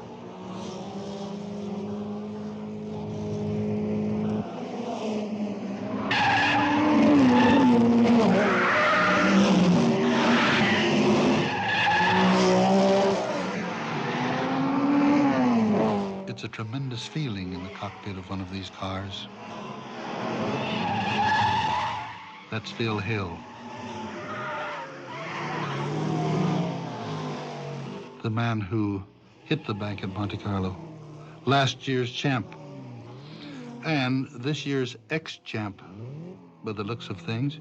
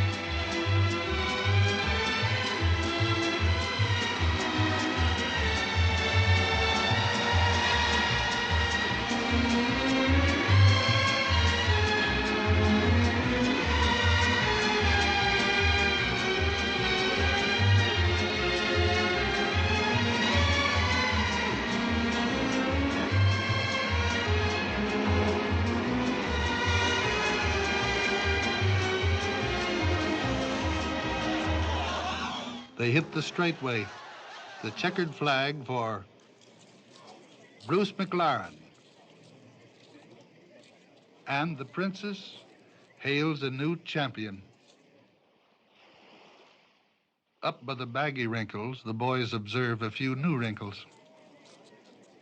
First, they join Prince Rainier, Princess Grace, and the excited Monegasques and hail the new king, Bruce McLaren.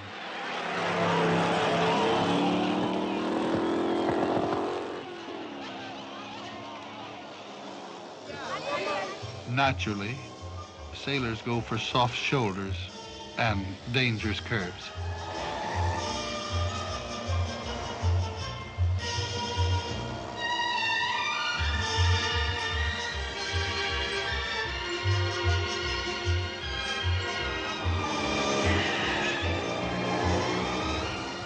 In my Grand Prix Go Mobile, I've a heart-shaped steering wheel. Chasing you is lots of fun, though there's only room for one.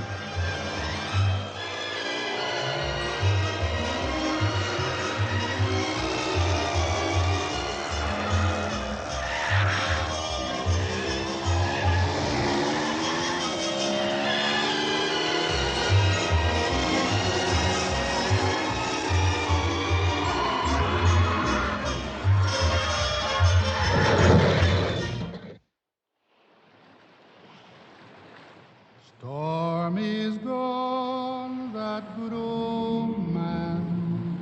To my way, storm along. Oh, storm is gone, that good old man.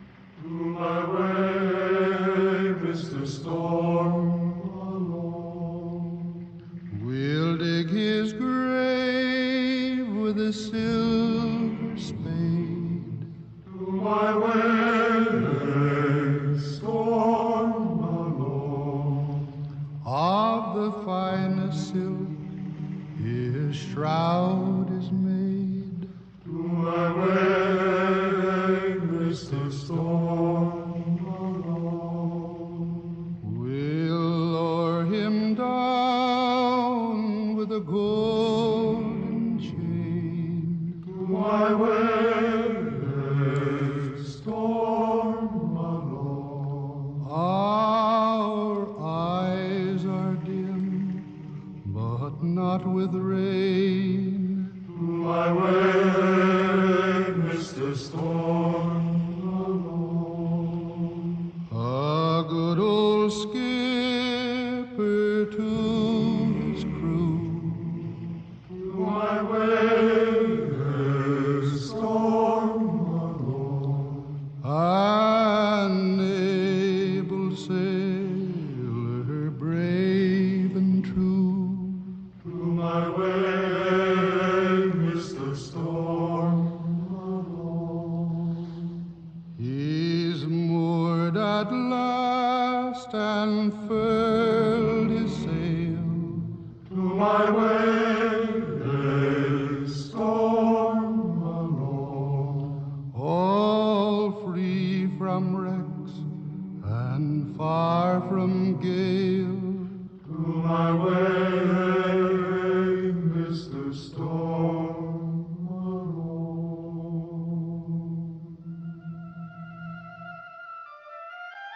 In Barcelona, the duty watch would dearly like to swim ashore. It's a great liberty town. Vamos, amigos. Adelante, adelante. Welcome to Barcelona.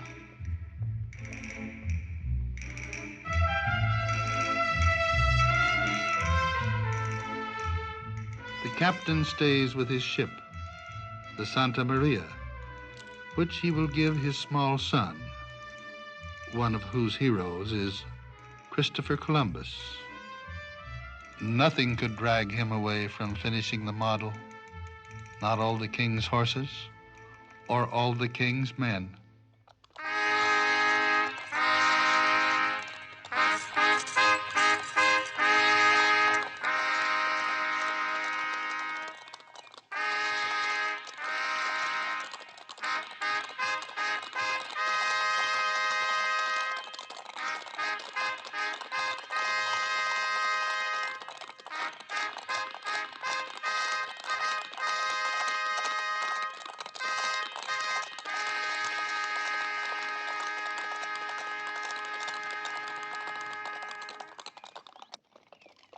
When the American Indians first saw the Spanish conquistadores riding their magnificent Arab horses, they believed man and horse to be a mythical creature like a centaur.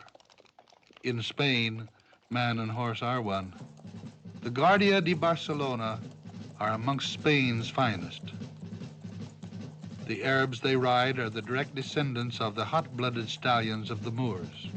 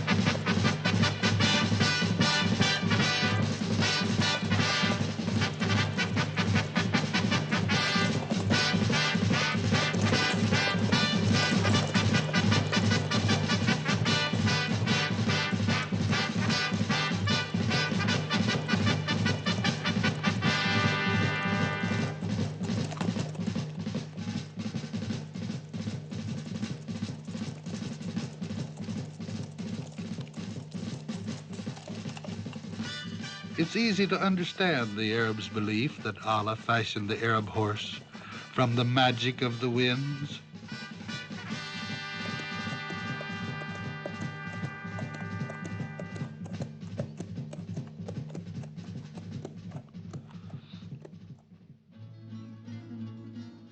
Granada is filled with living memories of the Moors.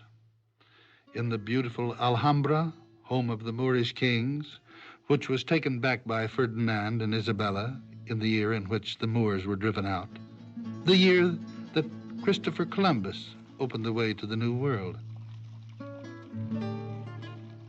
The Moors also gave Spain the musical scale of the Moorish lute, the cool crystal fountains, the shady gardens.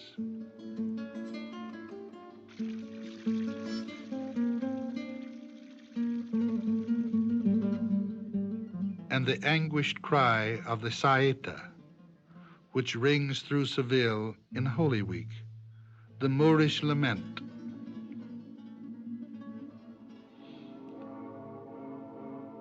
Santa Semana, Holy Week in Seville, most truly reflects the passionate character of the Spanish people.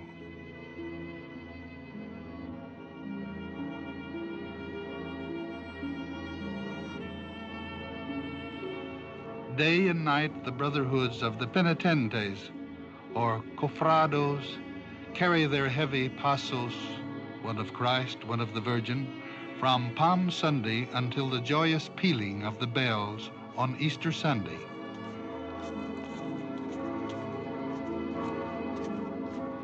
Many Sevillanos belong to one of these brotherhoods of penitentes, which they enter as children, like the children who walk these narrow streets, scented with the aroma of burning beeswax candles.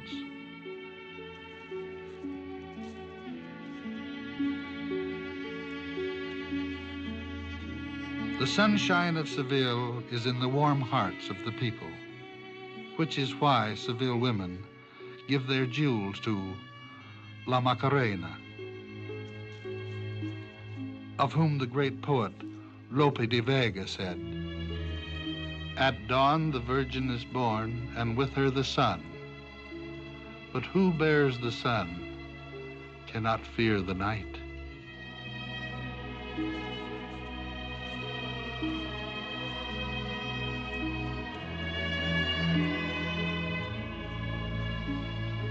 The men wear hoods in mourning for Holy Week. Through the narrow streets where Cervantes in jail penned his immortal Don Quixote. Yet on Easter Sunday, the same sad faces will rejoice.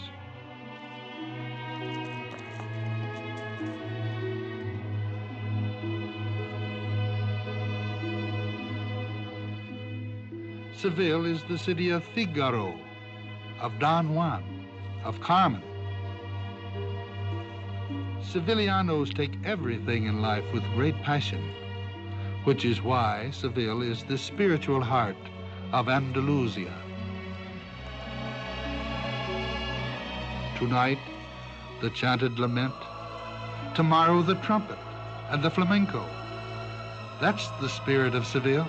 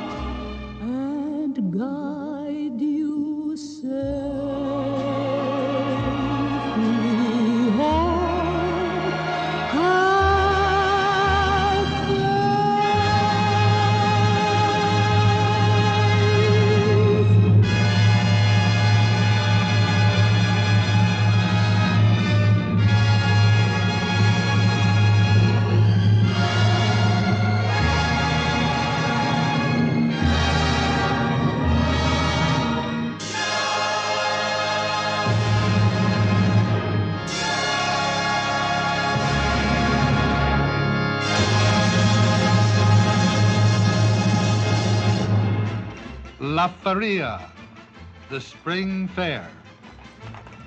Every Spaniard is a caballero, if he has the right hat to wear. A flat-brim Sevillano, muy caballo, muy mujer. Fine horse, a pretty girl. That makes the spring fair.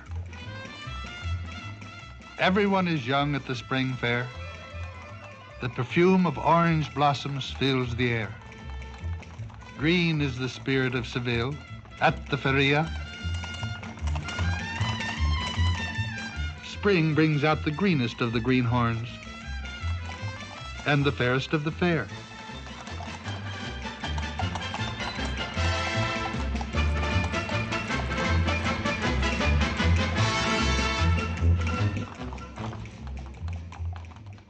The tiniest Nina is an Andalusian gypsy to the littlest caballero, if she has the right flower in her hair.